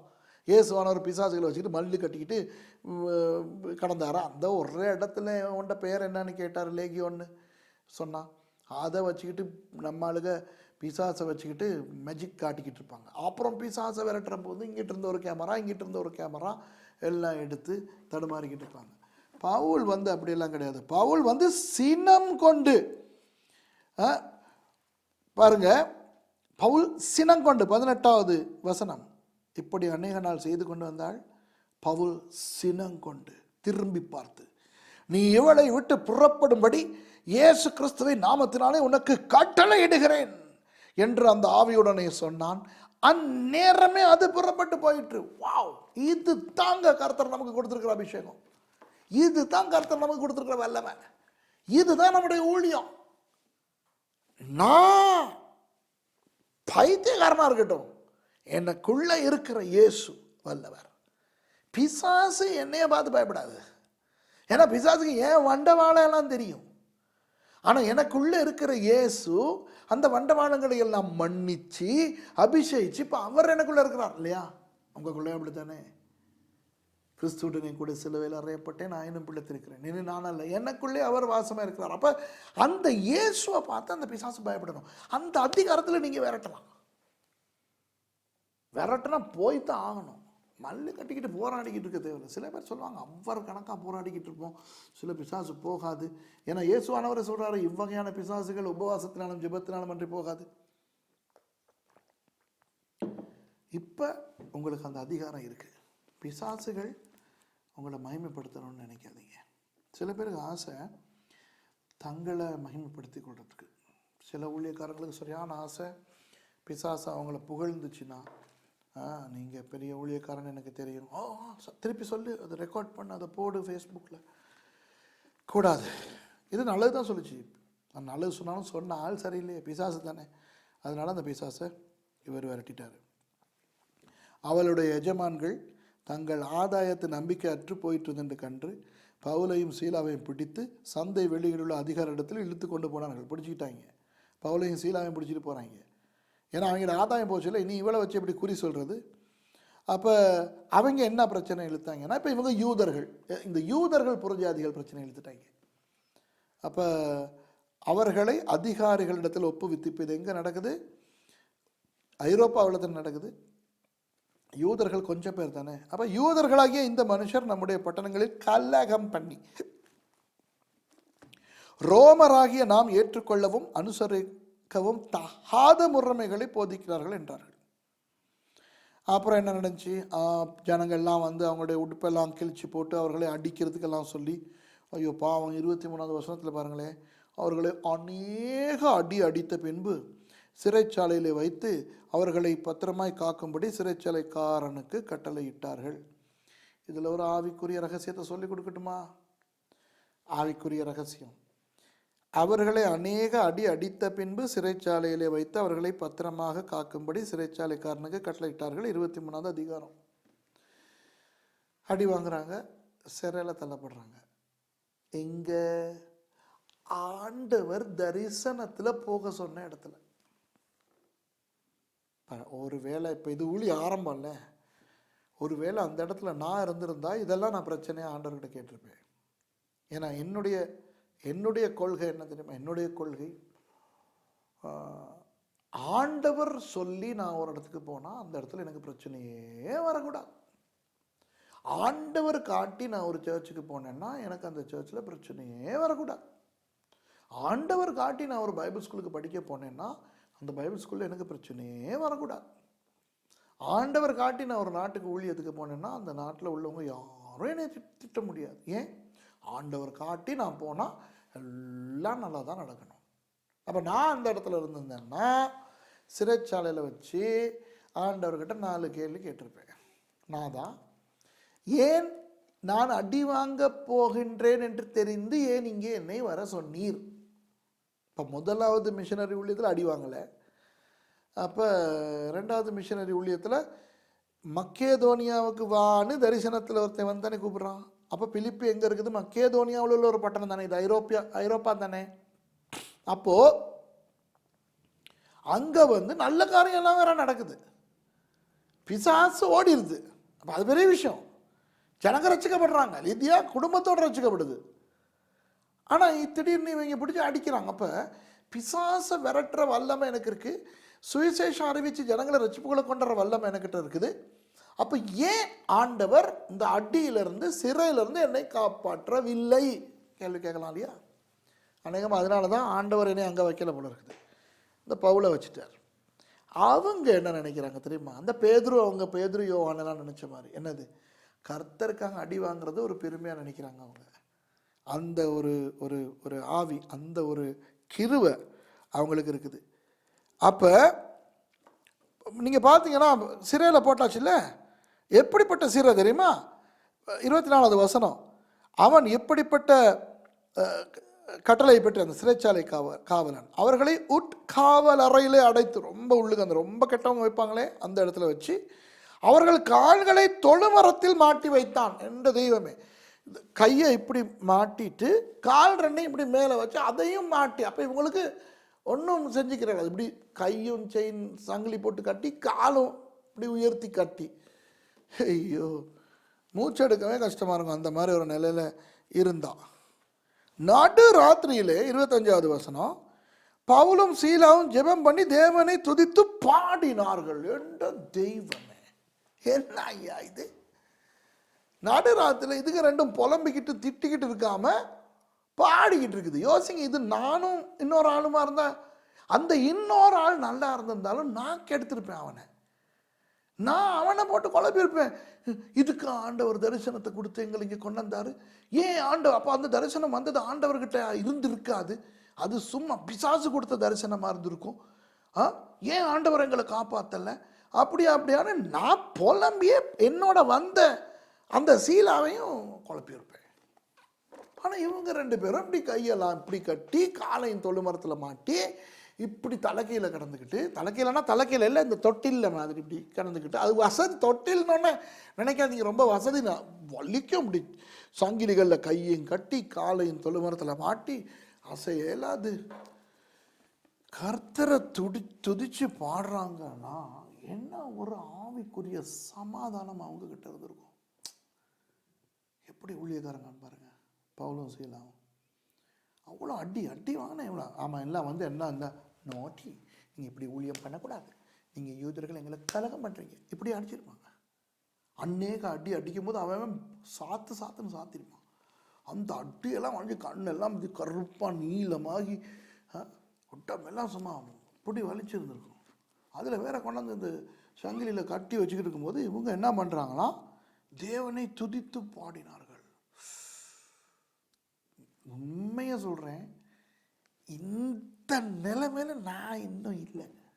உண்மையை சொல்கிறேன், 31 வருஷம் ஊழியம்தான். எனக்கும் எத்தனையோ போராட்டங்கள் வந்துச்சு தான், உபத்திரவங்கள் வந்துச்சு தான், என்னையும் சிறையில் போட்டாங்க தான், வழக்கு கோடு நாடுனெல்லாம் போனேன் தான், என்னைய கொள்றதுக்கு வந்தாங்க தான். ஆனால் இந்த அளவு இல்லை. அப்போ இந்த மாதிரி வந்தால் நல்லோன்னு நினைக்கிறேன். அதாவது அந்த சிறையில் போடுறது நல்லோன்னு சொல்லலை, அந்த ஒரு ஆவி ஆண்டவரை எப்போ பார்த்தாலும் துதிக்கக்கூடிய ஒரு நிலைமை இருந்தால் எவ்வளோ நல்லாயிருக்கும். தேவனை துதித்து பாடினார்கள். காவலில் வைக்கப்பட்டவர்கள் அதை கேட்டுக்கொண்டிருந்தார்கள். அவங்களுக்கு குழம்பிருக்கு, இவங்க யாருடா, இவங்களை கூட அந்த உடனே இவங்க என்னவோ பாட்டெல்லாம் பாடிக்கிட்டு இருக்கிறாங்கன்ட்டு. சடிதியிலே 26வது வசனம், சிறைச்சாலையின் அஸ்திபாரங்கள் அசையும்படியாக பூமி மிகவும் அதிர்ந்தது. உடனே கதவுகள் எல்லாம் திறமுண்டது, எல்லாருடைய கட்டுகளும் கலண்டு போயிற்று. வா இவங்க ரெண்டு பேருடைய மட்டும் இல்லை, மற்ற எல்லாருடைய கட்டுகளும் கலண்டு போயிடுச்சு, சங்கிலி எல்லாம் உடஞ்சிருச்சு. இப்போ சிறைச்சாலைக்காரன் என்ன பண்ணுறான், இவ்வளவு நடந்துக்கிட்டு இருக்கும்போது அவன் பாட்டுக்கு தூங்குறான். அவன் எப்படி தூங்குறான் தெரியுமா? பாருங்க, சிறைச்சாலைக்காரன் நித்திரை தெளிந்து. ஏன் தூங்குறான்னா, இப்போ இந்த இப்படி சிறையில் போடுறவங்க எப்போ பார்த்தாலும் கத்திக்கிட்டே புலம்பிக்கிட்டே தானே இருப்பாங்க, இல்லைன்னா யாராவது ஏசிக்கிட்டு. அப்போ இதெல்லாம் கேட்டு பழகிருச்சு. அதனால் அவன் கணக்கெடுக்கலாம், அவன் படுத்து தூங்கினான். இப்போ தான் தூக்கத்தை விட்டு எழும்புனா சிறைச்சாலையின் கதவுகள் திறந்திருக்கிறதை கண்டு கட்டுண்டவர்கள் ஓடி போனார்கள் என்று எண்ணி பட்டயத்தை உருவி தன்னை கொலை செய்து கொள்ள போனான். ஏன் இப்போ இது வந்து ஒரு ரோம பட்டணம்னு பார்த்தோமா இல்லையா? முதல்ல என்ன பார்த்தீங்க நீங்கள்? 21வது வசனத்தில் ரோமராகிய நாம், அப்போ ரோம பட்டணம், அப்போ ரோம சிறைச்சாலை, அப்போ ரோம சிறைச்சாலை, ரோமர்கள்னா ரோமர்களுடைய சட்டம் என்னன்னு நம்ம புரிஞ்சுக்கிறோம். ரோமர்களுடைய சிறைச்சாலையில் ஒரு ஆளை போட்டால் அந்த சிறைச்சாலை காவலன் இருக்கா இல்லையா, அதிகாரி, அவர் தான் பொறுப்பு. இவங்க யாரும் தப்பி போகக்கூடாது அப்படிங்கிறதுக்கு. பூமி அதிர்ச்சியோ இடியே விழுந்தாலும் இந்த சிறை கைதிகள் யாராவது தப்பிட்டாங்கன்னா ரோம அரசாங்கம் என்ன செய்யும் தெரியுமா?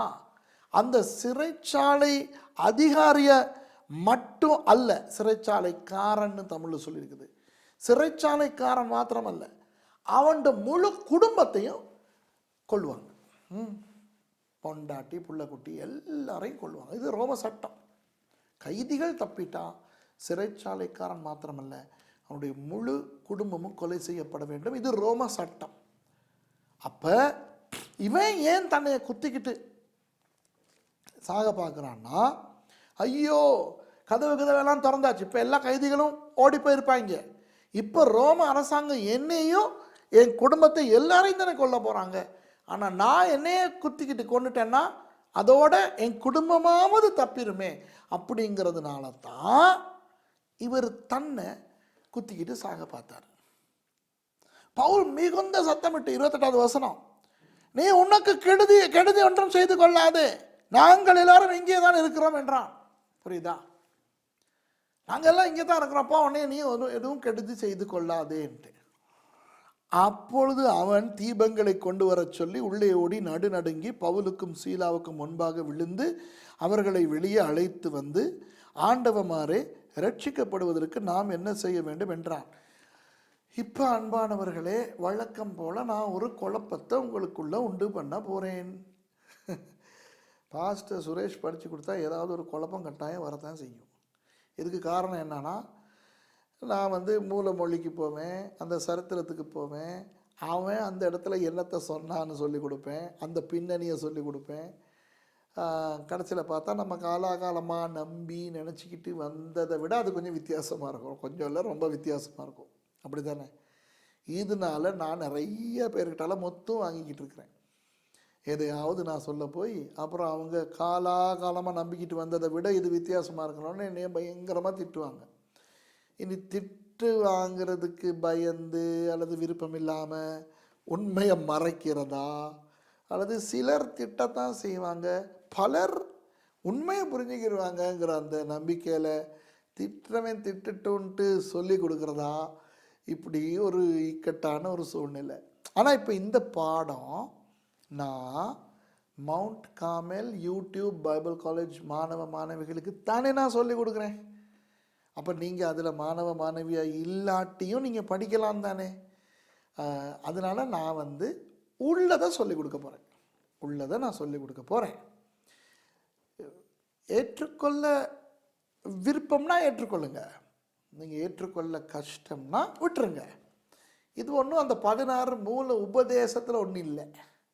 அதனால் இதை நீங்கள் ஏற்றுக்கொள்ளலைன்னா என்னைய கள்ள உபதேசின்னு சொல்லக்கூடாது. நீங்கள் ஏற்றுக்கொள்ளலைங்கிறதுக்காக நான் உங்களையும் கள்ள உபதேசின்னு சொல்ல மாட்டேன். ஏற்றுக்கொண்டால் உங்களுக்கும் சரி எனக்கும் சரி, நம்ம சமாதானமாக வாழ்க்கையை கொண்டு போகலாம்.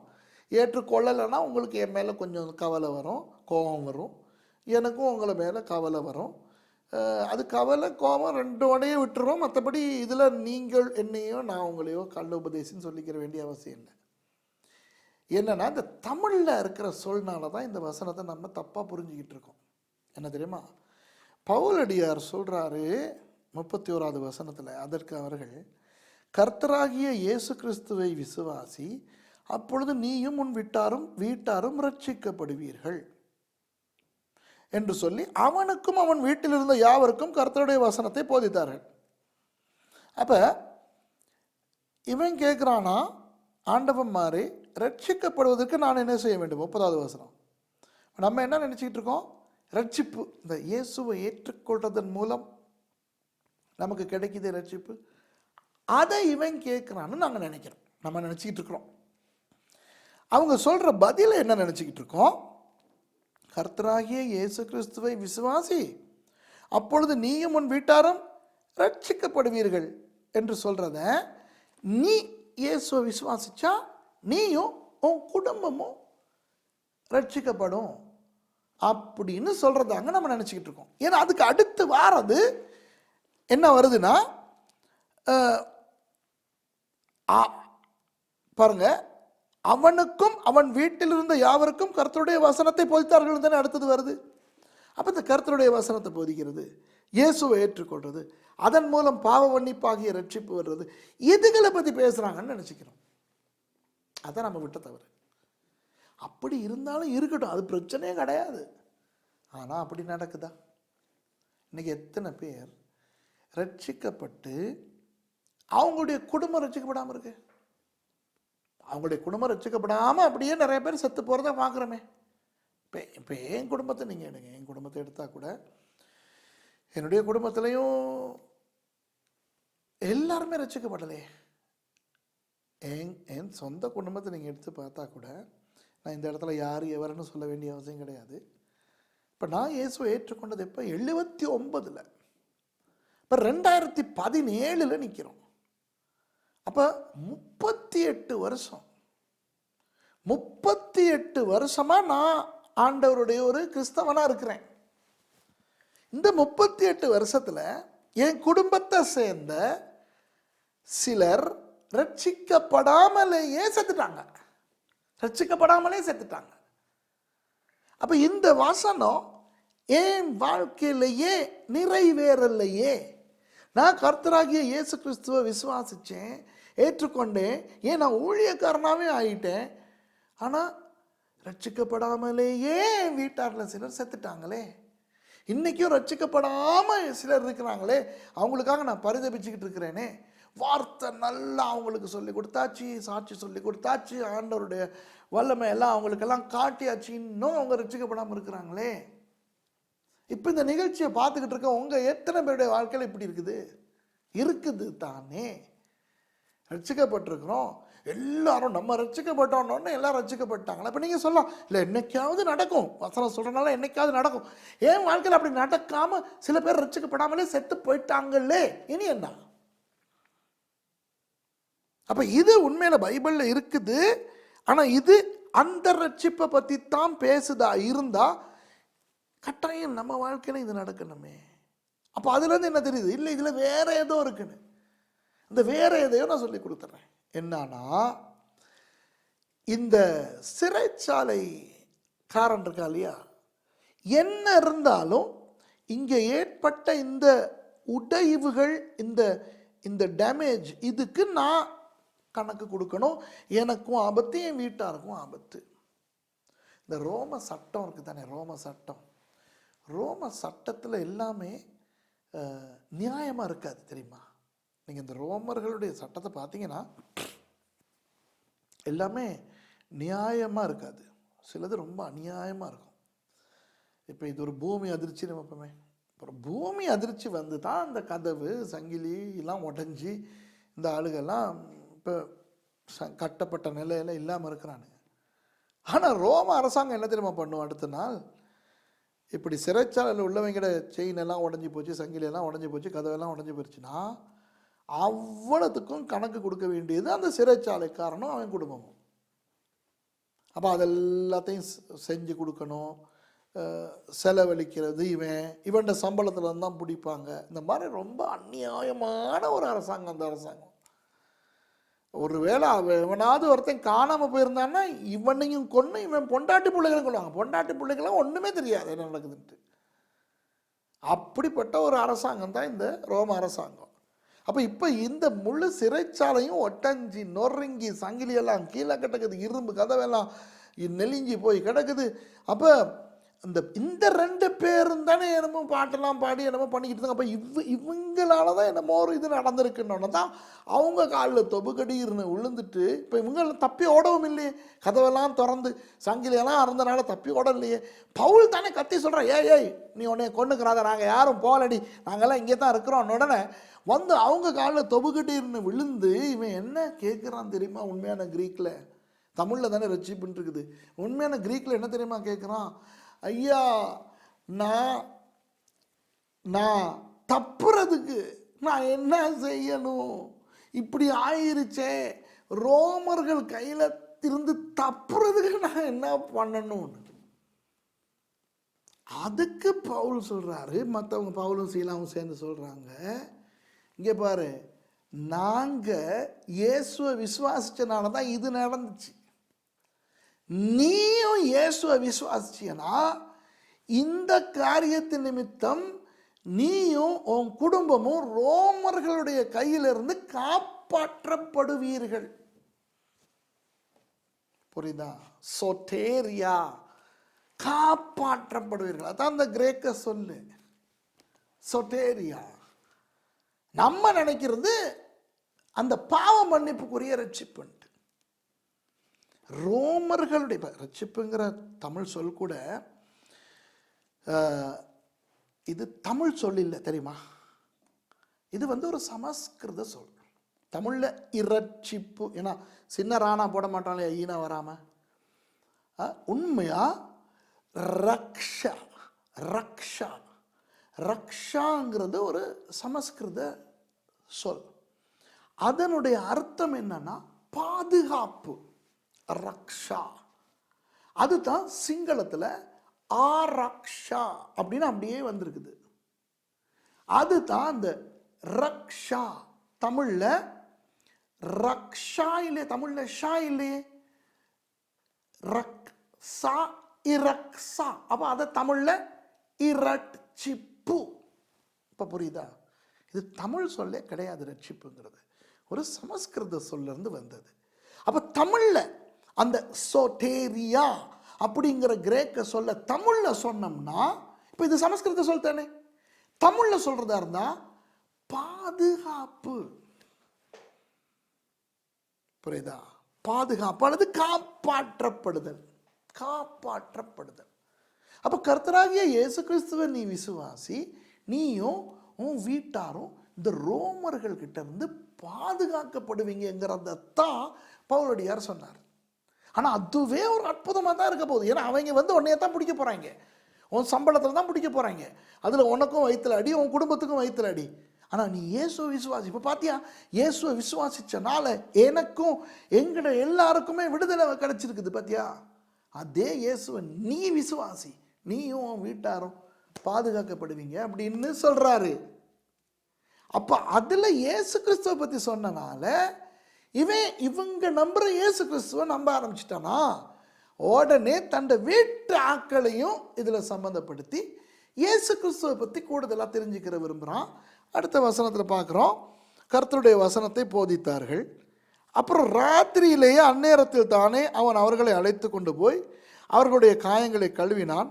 அவனும் அவனுடையவர்கள் அனைவரும் உடனே ஞானஸ்நானம் பெற்றார்கள். அப்போ இவ்வளவும் உடனுக்குடன் நடக்கிறனால தான் நிறைய பேர் நினைக்கிறாங்க இவன் கேட்ட கேள்வி நம்ம நினைக்கிற அந்த ரட்சிப்பு சம்மந்தப்பட்டது, அதே மாதிரி இயேசுவை ஏற்றுக்கொள்றதை பற்றி சம்மந்தப்பட்டதுன்னு. இப்போ உங்களுக்கு புரிஞ்சிருச்சு இல்லையா?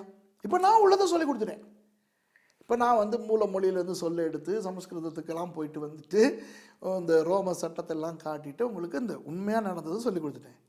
இதுக்கு பிறகும் நீங்கள் இல்லை, இது ரட்சிப்பை பற்றி தான் பேசுது, கர்த்தராகிய இயேசு கிறிஸ்துவை விசுவாசி, அப்பொழுது நீங்கள் முன் வீட்டாரும் ரட்சிக்கப்படுவீர்கள், அப்படி தான் சொல்லப்பட்டிருக்குன்னு சொன்னால் பிரச்சனையே இல்லை. நீங்கள் அதை நம்பிட்டு போங்க, அதில் ஒன்றும் இல்லை.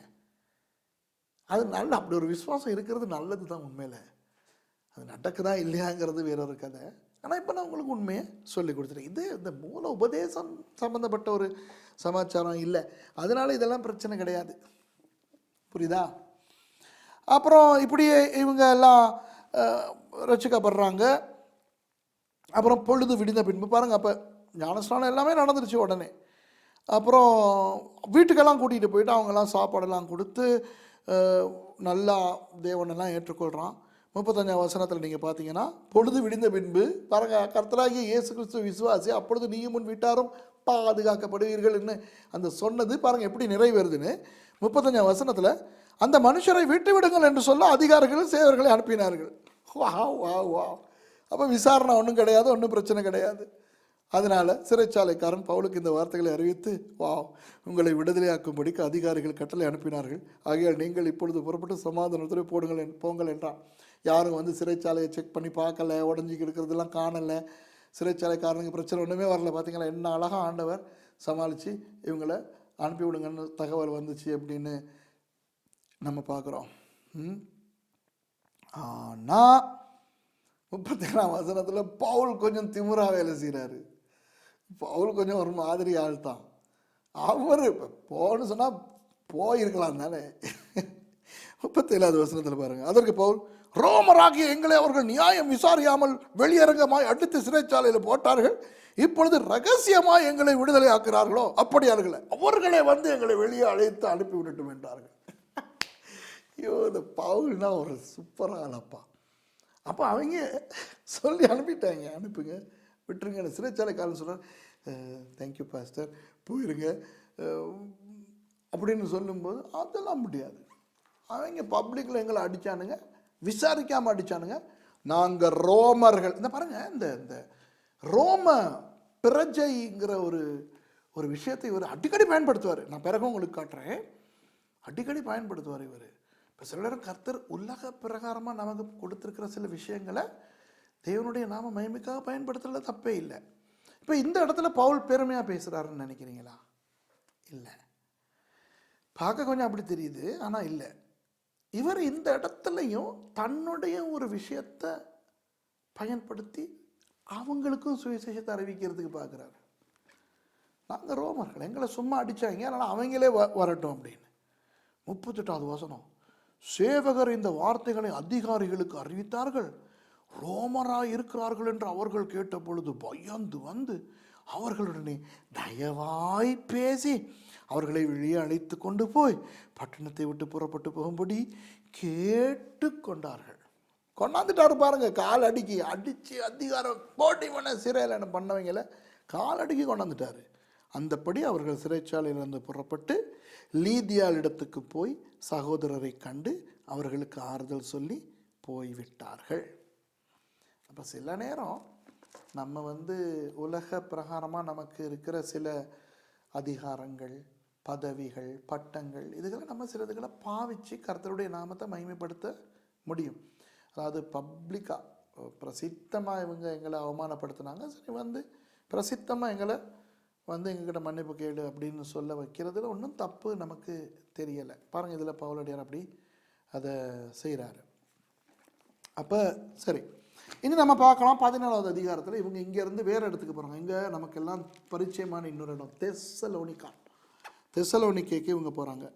அப்போ அந்த தெசலோனிக்கே போயிட்டு அப்புறம் அங்கேருந்து பெரியாவுக்கு போகிறாங்க. நீங்கள் 17ஆம் அதிகாரம் 9 வசனங்களை நீங்கள் பார்த்தீங்கன்னா அவங்க தெசலோனிக்கே போகிறாங்க. அவர்கள் அம்பிபோலி பட்டணத்தையும் அப்போலோனியா பட்டணத்தையும் கடந்து தெசலோனிக்கே பட்டணத்துக்கு வந்தார்கள். அங்கே யூதருக்கு ஒரு ஜெப ஆலயம் இருந்தது. இப்போ இன்னும் அவங்க ஐரோப்பாவில் தான் சுற்றிக்கிட்டு இருக்காங்க. தெசலோனிக்காவும் ஐரோப்பாவில் தான் இருக்குது. இன்றைக்கும் தெசலோனிக்கா அப்படிங்கிற பேரில் அந்த பட்டணம் இருக்குது, ஏர்போர்ட்டும் இருக்குது. ஆகவே இன்னும் ஐரோப்பாவில் அது இருக்குது. இப்போ எங்கே யூதர்கள் கொஞ்சம் பேர் இருக்காங்க. அப்போ அங்கே போயிட்டு இவங்க அங்கே ஊழியம் செய்கிறாங்க. அப்போ அங்கே போயிட்டு அந்த யூதர்களுடைய அந்த ஜெபாலயத்துக்கு போயிட்டு அங்கே இயேசுவை பற்றி அவரை பிரசங்கம் பண்ணும்போது 4வது வசனத்தில் பார்க்கலாம். அந்த ஜெபாலயத்தில் இருந்த சிலர், அப்புறம் பக்தி உள்ள கிரேக்கரில் திரளான ஜனங்கள், அப்புறம் அநேக கனம் பொருந்திய ஸ்திரீகள், அப்புறம் அவங்கெல்லாம் பவுலையும் சீலாவையும் சேர்ந்து கொள்கிறாங்க. ஆனால் அங்கேயும் பிரச்சனை வருது. என்னது? விசுவாசியாத யூதர்கள் வைராக்கியம் கொண்டு வீணராகிய சில பொல்லாதவர்களை சேர்த்து கொண்டு கூட்டம் கூடி பட்டணத்தில் அமளி உண்டாக்கி யாசோனுடைய வீட்டை வளைந்து கொண்டு அவர்களை பட்டணத்துக்கு முன்பாக இழுத்து கொண்டு வர வகை தேடினார்கள். இப்படியெல்லாம் சில பிரச்சனைகள் நடக்குது. 7ஆம் வசனத்தை பாருங்கள். இவங்களுக்கு விரோதமாக என்ன சொல்கிறாங்கன்னா, ராயன் இல்லாமல் வேறு யாரையோ, இயேசுங்கிற ஒரு ஆளை ராஜானெல்லாம் சொல்கிறாங்க அப்படின்னு எல்லாம் சொல்கிறாங்க. ஆனால் இந்த இடத்துல ஜாமீன் எல்லாம் அவங்கள சிறை வைக்க பார்க்க போகும்போது பின்பு அவர்கள் யாசோனிடத்தில் 9வது வசனம் மற்றவர்களிடத்திலும் ஜாமீன் வாங்கி கொண்டு அவர்களை விட்டு விட்டார்கள். அப்புறம் அங்கேருந்து தெசலோனிக்கேலேருந்து பெராயாவுக்கு போகிறாங்க. 10வது வசனத்துலேருந்து நீங்கள் பார்த்தீங்கன்னா 15வது வசனம் வரைக்கும் அவங்க பெரோயான்னு தமிழில் இருக்குது. அங்கே போயிட்டு நிறையா ஊழியர் செய்கிறாங்க. அப்புறம் நம்ம 16வது வசனத்தில் இருந்து நம்ம பார்த்தோம்னா கிரேக்க தலைநகரமாகிய ஏதென்ஸுக்கு வந்துட்டாங்க அவங்க. அப்போ ஏதேனுக்கு நான் நினைக்கிறேன் தமிழில் அத்தேனேன்னு போட்டிருக்குது. ஆமாம். அப்போ அந்த அத்தேனே அங்கே வந்து 18வது வசனத்தை நீங்கள் பார்த்தீங்கன்னா எபிகூரியன்ஸ் அண்ட் ஸ்டாய்க்ஸ் அப்படின்னு சொல்லி 2 பயங்கரமான அந்த தத்துவ ஞானிகள் என்னுடைய கூட்டத்தார். அப்போ எப்பிக்கூரரும் ஸ்தோயிக்கருமாகிய ஞானிகளில் சிலர் அவனுடனே வாக்குவாதம் பண்ணினார்கள். அப்போ அதில் பவுல் ஒரு சூப்பர் வேலை ஒன்று பண்ணுறாரு பாருங்கள். 19வது வசனத்தில் அவரை மாஸ் மேடைக்கு கொண்டு போகிறாங்க. இந்த சுவிசேஷம் அறிவிக்கிறதுல பவுலடியாரை பயன்படுத்தின ஒரு பயங்கரமான ஒரு ஒரு விஷயத்தை பயன்படுத்துகிறார். 23வது வசனத்தில் அவர் சொல்கிறாரு. 22வது வசனத்தில் அப்பொழுது பவுல் மாஸ் மேடையின் நடுவில் நின்று அத்தேனரே, இந்த அத்தேனேன்னு சொல்லிக்கிறது ஏத்தென்ஸ், கிரேக்க நகரத்தினுடைய நாட்டினுடைய தலைநகரம். இன்றைக்கும் இருக்குது ஏத்தென்ஸ், அதுதான் அத்தேனேன்னு இங்கே போட்டிருக்கு. அத்தேனரே, எந்த விஷயத்திலும் நீங்கள் மிகுந்த தேவ பக்தி உள்ளவர்கள் என்று காண்கிறேன். நல்லா பட்டர் பூசுறார், நீங்களாம் ரொம்ப பக்தி உள்ளவங்க. எப்படி என்றால், நான் சுற்றி திரிந்து உங்கள் ஆராதனைக்குரியவுகளை கவனித்து பார்த்த பொழுது அறியப்படாத தேவனுக்கு என்று எழுதியிருக்கிற ஒரு பலிபீடத்தை கண்டேன். நீங்கள் அறியாமல் ஆராதிக்கிற அவரே நான் உங்களுக்கு அறிவிக்கிறேன். என்ன ஒரு புல்டா போண்டா கஞ்சா கப்சா. அவங்க கிரேக்கர்கள் யாருன்னா, கிரேக்கர்களுக்கு பாலித்திஸ்டிக் ரிலிஜன் சொல்லுவோம், பல தேவ கொள்கைகள். நீங்கள் சில நேரம் இந்த கிரேக்கர்களுடைய சம்மந்தப்பட்ட அந்த படங்கள் பார்த்துருந்தீங்கன்னா மனுஷ தலையோட குதிரை உடம்போட எல்லாம் அவங்களோட சாமிமாரெல்லாம் இருக்கும். அப்போ கிரேக்கர்கள் வந்து ரொம்ப இந்த தத்துவ ஞானம், ஏகப்பட்ட ஞானங்கள் அவங்களுக்குள்ள நிறையா இருக்குது. க்ரீக் ஃபிலாசபின்னு சொல்லுவாங்க. அது மாதிரி இந்த எபிகூரியன்ஸ்னால் அதை பற்றிலாம் நேரம் செலவழிக்க எனக்கு விருப்பம் இல்லை, தேவையில்லை நமக்கு. ஞாஸ்டிசிசம்ங்கிறது வந்தது அங்கேருந்து தான். எபிகூரியன்ஸ், ஸ்டாய்க்ஸ் இவங்கெல்லாம் வந்தது அங்கேருந்து தான். அப்போ இவர் பவுல் சும்மா லேசுப்பட்ட ஆள் இல்லை, இவரும் பயங்கர ஞானி தானே. அப்போ இவர் பார்க்குறாரு, இவங்க அறியப்படாத தெய்வத்துக்குன்னு சொல்லி ஒரு பலிபீடம் இருக்குதான். அதை பார்த்து ஐயோ உங்களுக்கு இவ்வளோ காலம் தெரியாமல் இருக்குது ஒரு தெய்வம், அதை தான்ப்பா நான் உங்களுக்கு அறிவிக்க வந்திருக்கேன். பேர் அட்ரஸ் தெரியாமல் நீங்கள் கும்பிட்டுக்கிட்டு இருக்கீங்க இல்லையா, அந்த சாமி விட்டு பேர் அட்ரஸ் கொடுக்கறதுக்கு தான் நான் வந்தேன் அப்படிங்கிற மாதிரி இவர் அடிக்கிறார் ஒரு அடி. அதில் ஆண்டவரை பற்றி இவர் பேசி பெரிய அளவில் ஆண்டவர் வந்து அந்த ஜனங்களை ரட்சிப்புக்குள்ளே கொண்டு வராரு. அப்படியே அவங்க 34வது வசனத்தை பார்த்தீங்கன்னா, 33வது வசனத்தில் இப்படி இருக்க பவுல் அவர்களை விட்டு போய்விட்டான். அப்புறம் சிலர் அவனை பற்றி கொண்டு விசுவாசிகள் ஆனார்கள். அவர்களில் மாஸ் மேடையின் நியாயாதிபதிகள் ஒருவனாகிய தியோனீசியு என்பவனும் தாமரி என்னும் பேருள்ள ஒரு ஸ்திரீயும் இவர்களுடனே வேறு சிலரும் இருந்தார்கள். புரியுதோ? இப்போ 18வது அதிகாரத்துக்கு நீங்கள் வந்தீங்கன்னா, இந்த ஏத்தன்ஸை விட்டு பவுலடியார் இன்னொரு ரொம்ப பிரபலமான இடத்துக்கு போகிறாரு. எங்கே போகிறாரு? நமக்கெல்லாம் தெரிந்த கொரிந்து போகிறாரு. அதன் பின்பு பவுல் அத்தேனை பட்டணத்தை விட்டு கொரிந்து பட்டணத்துக்கு வந்து, யூதர் எல்லாரும் ரோமாபுரியை விட்டு போகும்படி கிலவுதியூராயன் கட்டளையிட்டபடினால் இத்தாலியாவிலிருந்து புதிதாய் வந்திருந்த பொந்து தேசத்தானாகிய ஆக்கில்லா என்னும் நாமமுள்ள ஒரு யூதனையும் அவன் மனைவியாகிய பிரிஸ்கில்லாவையும் அங்கே கண்டு அவர்களிடத்துக்கு போனான். அவர்கள் கூடாரம் பண்ணுகிற தொழிலாளிகளாக இருந்தார்கள். தானும் அந்த தொழில் செய்கிறவனானபடியினாலே அவர்களிடத்தில் தங்கி வேலை செய்து கொண்டு வந்தான். ஓய்வு நாள் தோறும் அவன் ஜெப ஆலயத்திலே சம்பாஷணை பண்ணி யூதருக்கும் கிரேக்கருக்கும் புத்தி சொன்னான். இப்போ நமக்கு தெரியும் 18 மாதம் நம்ம பவுல் அங்கே தங்கியிருந்தார் கொரிந்தில். இப்போ இந்த கொரிந்தை பற்றி நான் கொஞ்சம் சொல்லணும். கொரிந்து வந்து ஒரு பிரபலமான ஐரோப்பிய துறைமுகம். 2 துறைமுகங்கள் கொரிந்தில் 2 துறைமுகங்கள் இருந்துச்சு. அப்போ அங்கே வந்து கூடுதலான கிரேக்கர்கள், அந்நிய ஜாதிகள் இருந்தாருங்க, நிறைய யூதர்களும் இருந்தாங்க. அப்போ அந்த கிளாடியஸ் அப்படின்னு சொல்கிற ஒரு ராயன், கிலவுதியூ ராயன்னு தமிழில் சொல்லியிருக்குது. எம்பரர் கிளாடியஸ் என்னுடைய காலத்தில் ரோமாபுரியில் இருக்கிற யூதர்கள் எல்லாத்தையும் துரத்துனாங்க. அப்போ அந்த நேரத்தில் அகதிகளாக வந்தவங்க கொரிந்துக்கெல்லாம் வந்து வாழ்ந்தாங்க. ஏன்னா கொரிந்துங்கிறது அந்த காலத்தில் இந்த தெசலோனிக்கே, பிலிப்பி இந்த மாதிரி இடங்களை விட கொரிந்துங்கிறது யார் வேணாலும் போயிட்டு தொழில் செய்யக்கூடிய ஒரு இடம். ஏன்னா அது வந்து வெளிநாட்டுக்காரங்க வந்து போகிற ஒரு இடம். ஏன்? 2 காரணங்கள். ஒன்று, 2 துறைமுகங்கள் இருக்குது. அப்போ ஐரோப்பா பக்கம் இருந்து ஆசியாவுக்கு ஆப்பிரிக்காவுக்கு போகிற கப்பல்களோ, ஆசியா ஐரோப்பா ஆப்பிரிக்காவிலிருந்து ஐரோப்பா போகிற கப்பல்களோ, நிச்சயமாக மத்திய தரைக்கடலை பயன்படுத்த போகிற கப்பல்கள் எல்லாமே இந்த கொரிந்தில் இருக்கிற 2 துறைமுகங்களில் ஏதாவது ஒன்றுக்கு வந்து நின்றுட்டு தான் போகும். இப்போ அந்த காலத்தில் பாய் கப்பல் தானே. பாய் கப்பலுங்கிறது பல மாதங்கள் கடலில் கிடக்கும். அப்புறம் அவங்க கொரிந்துக்கு வந்தாங்கன்னு சொன்னால் ஒரு 1.5 மாதம் 2 மாதம் கொரிந்தில் இருப்பாங்க. சாமான்கள் இறக்குறது, ஏற்றுறது, கப்பலுக்கு தேவையான சாமான்கள் எல்லாம் சரி பார்க்குறது, அந்த பாய்களெல்லாம் திருத்துறது. இப்போ பாய் கப்பல்னு சொன்னால் எந்த ஒரு பயணத்தை மேற்கொண்டாலும் அங்கிட்டு கொஞ்சம் கிழிஞ்செல்லாம் இருக்கும், அதெல்லாம் தைக்கிறது. இப்போ இதெல்லாம் செஞ்சுக்கிட்டு இவங்களும் ஓய்வு எடுத்துட்டு தான் பிரயாணத்தை மேற்கொள்வாங்க. அதனால இந்த 2 துறைமுகங்கள்னால நிறைய கப்பல் போக்குவரத்து அங்கே இருக்குது. அது மட்டும் இல்லை, 2வது காரணம் த கிங்ஸ் ஹைவே அப்படின்னு சொல்கிற ஒரு பெருந்தெரு, ராஜாவின் பெருந்தெரு, ஒரு மெயின் ரோடுன்னு சொல்லுவாங்களே, அப்படி ஒன்று அந்த கொரிந்து வழியால் தான் ஓடும். ஆகவே வணிகர்கள், தரை வழி வணிகர்கள், பல நாடுகளில் இருந்து பல நாடுகளுக்கு வணிகத்துக்கு போவாங்களே வியாபாரிகள், அவங்க இந்த கொரிந்து ஊடாக போகிற அந்த பாதையில் போகும்போது கட்டாயம் கொரிந்தில் வந்து தங்கி இருந்துட்டுலாம் போவாங்க. அது மாத்திரமல்ல, கொரிந்து வந்து மத ரீதியாகவும் ரொம்ப விக்கிரகங்கள் எல்லாம் நிறைஞ்ச ஒரு இடம். இந்த கொரிந்திலேருந்து ஒரு 5 மைல் 8 கிலோமீட்டர் தெற்கால போனீங்கன்னா அக்ரோ கொரிந்துன்னு இன்னொரு ஒரு பட்டணம் ஒன்று வரும். அதில் ஒரு மேடு இருக்குது. அந்த மேட்டுக்கு மேலே அஃப்ரோடிட்டேஸ்ன்னு சொல்கிற அந்த பாபிலோனிய தெய்வத்தினுடைய ஒரு கோயிலெல்லாம் இருந்துச்சு. அங்கே ஒவ்வொரு நாளும் 1000 விபச்சாரிகள் தேவதாசிகளாக இருந்தாங்க. அந்த தேவதாசிகள் கேள்விப்பட்டிருக்கீங்களா? தாசினா விபச்சாரி, தேவதாசினா அந்த தெய்வத்துக்காக விபச்சாரம் பண்ணுறவன். 1000 விபச்சாரிகள் இருந்து விபச்சாரம் பண்ணணும்.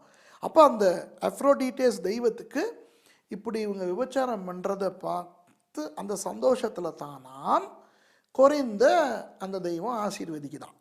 அப்படியே ஒரு எண்ணம். அப்போ அதனால இந்த கோயில்களுக்கு வந்து போகிறவங்க, இந்த வியாபாரிகளாக வந்து போகிறவங்க, ஏகப்பட்ட வெளிநாட்டுக்காரங்க இருந்தனால அங்கே இந்த ஹோட்டல்கள், வாடி வீடுகள்லாம் ஏகப்பட்ட மாதிரி இருந்துச்சு. நிறைய ஹோட்டலெல்லாம் இருக்கும். அப்போ ஒவ்வொரு காலத்துக்கு நிறைய கப்பல்கள், நிறைய வணிகர்கள் வந்துட்டாங்கன்னா ஹோட்டல்கள் எல்லாம் நிரம்பி வழியும். ஜனங்களுக்கு ஹோட்டல்களில் இடம் இல்லை. அப்போ என்ன செய்வாங்க, இந்த பெரிய பெரிய வீடுகள் வச்சுக்கிட்டு இருக்கிறவங்க இருக்காங்களே, அவங்க தங்களுடைய வீடுகளில் இருக்கிற சில அறைகளை கூட வாடகைக்கு விடுவாங்க. B&Bன்னு சொல்லுவாங்க, பெட் அண்ட் பிரேக்ஃபாஸ்ட். அந்த மாதிரி விடுவாங்க. இந்த வீடுகளும் நிரம்பிருச்சுன்னு சொன்னால் ஜனங்களுக்கு தங்குறதுக்கு இடம் இருக்காது. அல்லது இதுகளுக்கு பணம் கட்டுறது அளவுக்கு செலவழிக்கிறதுக்கு விருப்பம் இல்லாதவங்களும் வரலாம் இல்லையா? அவங்களுக்குன்னு கூடாரம் விற்கிறவங்க இருக்கிறாங்க. கூடாரம். அப்போ கொரிந்தில் இந்த பேமெண்ட்டுகளில், இந்த ரோட்டோரங்களில், தெரு ஓரங்களில் இந்த கூடாரம் விற்கிறவங்க இருக்காங்க. அப்போ கூடாரங்கள் ஒவ்வொரு விதவிதமான கூடாரம் இருக்கும். 2 பேர் தூங்குறது, 4 பேர் தூங்குறது, அந்த தூங்குறதுக்கு மட்டும் இல்லாமல் உட்கார்ந்து எல்லாம் இருக்கக்கூடிய அளவு பெரிய உயரமான கூரைகள் கொண்ட கூடாரங்கள், முக்கோண கூடாரங்கள், இப்படி ஏகப்பட்ட விதவிதமான கூடாரங்களை நீங்கள் ஒன்று வாடகைக்கும் வாங்கலாம் அல்லது சொந்தமாகவும் வாங்கலாம். அப்போ நீங்கள் எவ்வளோ காலம் இருக்க போகிறீங்கிறத பொறுத்து வாடகைக்கு வாங்குறது லாபமா, சொந்தமாக வாங்கிக்கிட்டு போகும்போது சுருட்டிக்கிட்டு கொண்டு போகிறது லாபமாங்கிறதெல்லாம் இருக்குது. ஆகவே கூடார வியாபாரம் சூப்பராக இருக்கும் அங்கே. அப்போ வர்ற ஜனங்க இந்த ஹோட்டல்களுக்கு போக விருப்பம் இல்லை, வாடி வீடுகளுக்கு போக விருப்பம் இல்லை, அல்லது இதெல்லாம் நிரம்பி வழியுது அப்படின்னா இந்த கூடாரங்களை வாங்கிட்டு போய் சில வீடுகளில் காணிகள், பெரிய நிலம் இருக்கு இல்லையா, அதெல்லாம் கூடாரங்களுக்கு விட்டுறது. அப்போ ஒரு கூடாரத்தை அடிச்சுக்கிட்டு ஒரு மாதம் இருக்கிறதுக்கு இவ்வளவு பணம், ஒரு கொஞ்சம் அளவு பணம். அப்போ அந்த தண்ணியெல்லாம், அந்த கிணத்து தண்ணியை பயன்படுத்தலாம், அங்கே சமைச்சிக்கிறலாம். இப்போ இந்த கொரிந்தில் மட்டும் கூடார வியாபாரம் ரொம்ப இந்த மாதிரி இருந்தபடினால அக்விலா பிரிசிலா 2 பேருமே கூடாரம் செய்கிறவங்களாக இருந்தாங்க.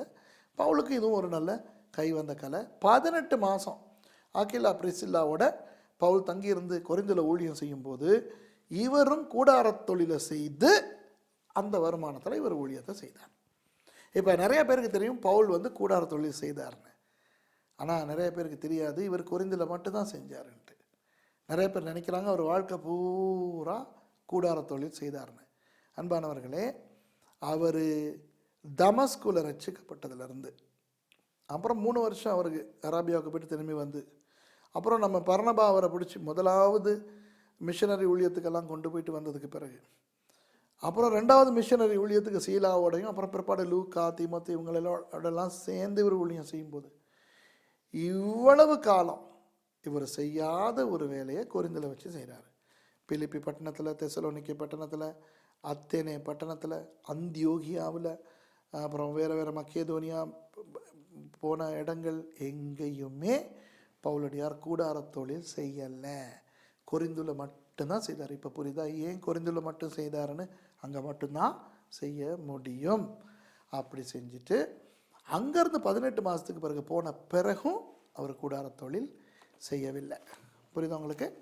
அப்படியே நம்ம பார்த்தோம்னா கொரிந்துல அவர் நடக்கிற நிறைய விஷயங்கள், நீங்கள் அங்கே நடக்கிற நிறைய விஷயங்களை நீங்கள் வாசித்து தெரிஞ்சு கொள்ளலாம். அப்புறம் நீங்கள் பார்க்கலாம் 18வது வசனத்தை பார்த்தா, 18ஆம் அதிகாரம் 18வது வசனத்தில் நீங்கள் பார்க்கலாம், பவுல் அநேக நாள் அங்கே தரித்திருந்த பின்பு, நமக்கு தெரியும் இப்போ 18 மாதம்னு, சகோதரரிடத்தில் உத்தரவு பெற்றுக்கொண்டு தனக்கு ஒரு பிரார்த்தனை உண்டாயிருந்தபடினால் கெங்கிரேயா பட்டணத்தில் தலைச்சவரம் பண்ணிக்கொண்டு சீரியா தேசத்துக்கு போக கப்பல் ஏறினான். பிரிஸ்கில்லாவும் ஆக்கில்லாவும் அவனுடைய கூட போனார்கள். இப்போ இந்த வசனத்தை ஏன்னா அவங்களுக்கு வாசிச்சேன்னா, தனக்கு ஒரு பிரார்த்தனை உண்டாயிருக்கிறபடினால் அவர் தலைச்சவரம் பண்ணிக்கொள்கிறார். அப்போ இவர் கிறிஸ்தவர் தானே, அப்போஸ்தலர் தானே, ஊழியர் தானே. ஆகவே கிறிஸ்தவர்கள் பிரார்த்தனை பண்ணி மொட்டை போட்டுக்கிறலாமா அப்படிங்கிற ஒரு கேள்வி வருதில்லை. நான் உங்களுக்கு மறுபடி ஞாபகப்படுத்துகிறேன். இவர் தீமோத்தேவுக்கு என்ன பண்ணார்? யூதர்கள் நிமித்தம் அவருக்கு இவர் விருத்த சேதனம் பண்ணார். இன்னொன்று நான் உங்களுக்கு சொல்லிக் கொடுத்தேன். என்னது? ஆரம்பத்திலேருந்தே சொல்லிக்கிட்டு வரேன்.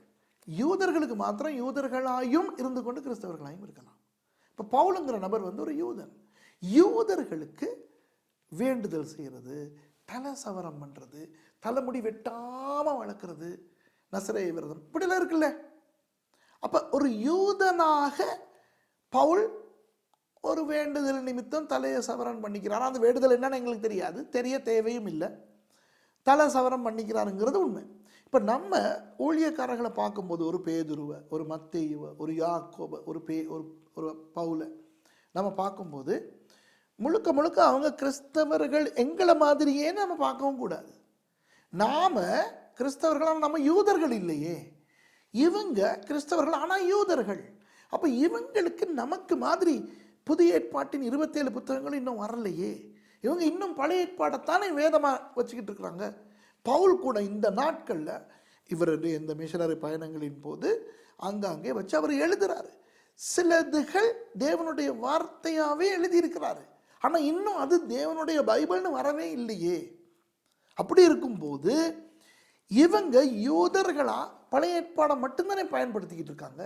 அப்போ இன்னும் அந்த பழைய ஏற்பாட்டினுடைய செயல்பாடுகள் இவங்களுடைய வாழ்க்கையில் இருக்கும் தானே. ஆகவே இவர் தலைச்சவரம் பண்ணிக்கொள்றது யூதனாக அவர் வேண்டிக் கொண்ட ஒரு வேண்டுதல். இதை வச்சுக்கிட்டு தயவு செய்து சொல்லாதீங்க அப்போ நம்மளும் வேண்டுதல் பண்ணிக்கிட்டு மொட்டை போடலாம் அப்படின்னு. முடியாது. கிறிஸ்தவர்கள் வேண்டுதல் பண்ணி மொட்டை போட வேண்டிய அவசியம் கிடையாது. யூதர்கள் மொட்டை போடுறதும் இருக்குது, தலைச்சவரனே பண்ணிக்கொள்ளாமல் நசரேய விரதம் அப்படியே தலைமுடியை வளர்க்குறதும் இருக்குது.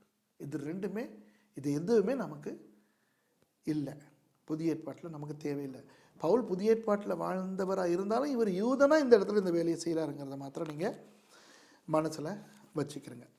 அப்புறம் அங்கேருந்து அப்படியே அவங்க எபேசுக்கு போகிறாங்க. ஆனால் அது அடுத்த பிரயாணத்தில் தான். இப்போ 18 அவர் அங்கேருந்து போய் அப்படியே நீங்கள் பார்க்கலாம் 21வது வசனத்தில், வருகிற பண்டிகையில் எப்படியாகிலும் நான் எருசலேமில் இருக்க வேண்டும், தேவனுக்கு சித்தமானால் திரும்பி உங்களிடத்துக்கு வருவேன் என்று சொல்லி அவர்களிடத்தில் உத்தரவு பெற்றுக்கொண்டு கப்பல் ஏறி எபேசுவை விட்டு புறப்பட்டு செசரியா பட்டணத்துக்கு வந்து எருசலேமுக்கு போய் சபையை சந்தித்து அந்தியோகியாவுக்கு போனான்.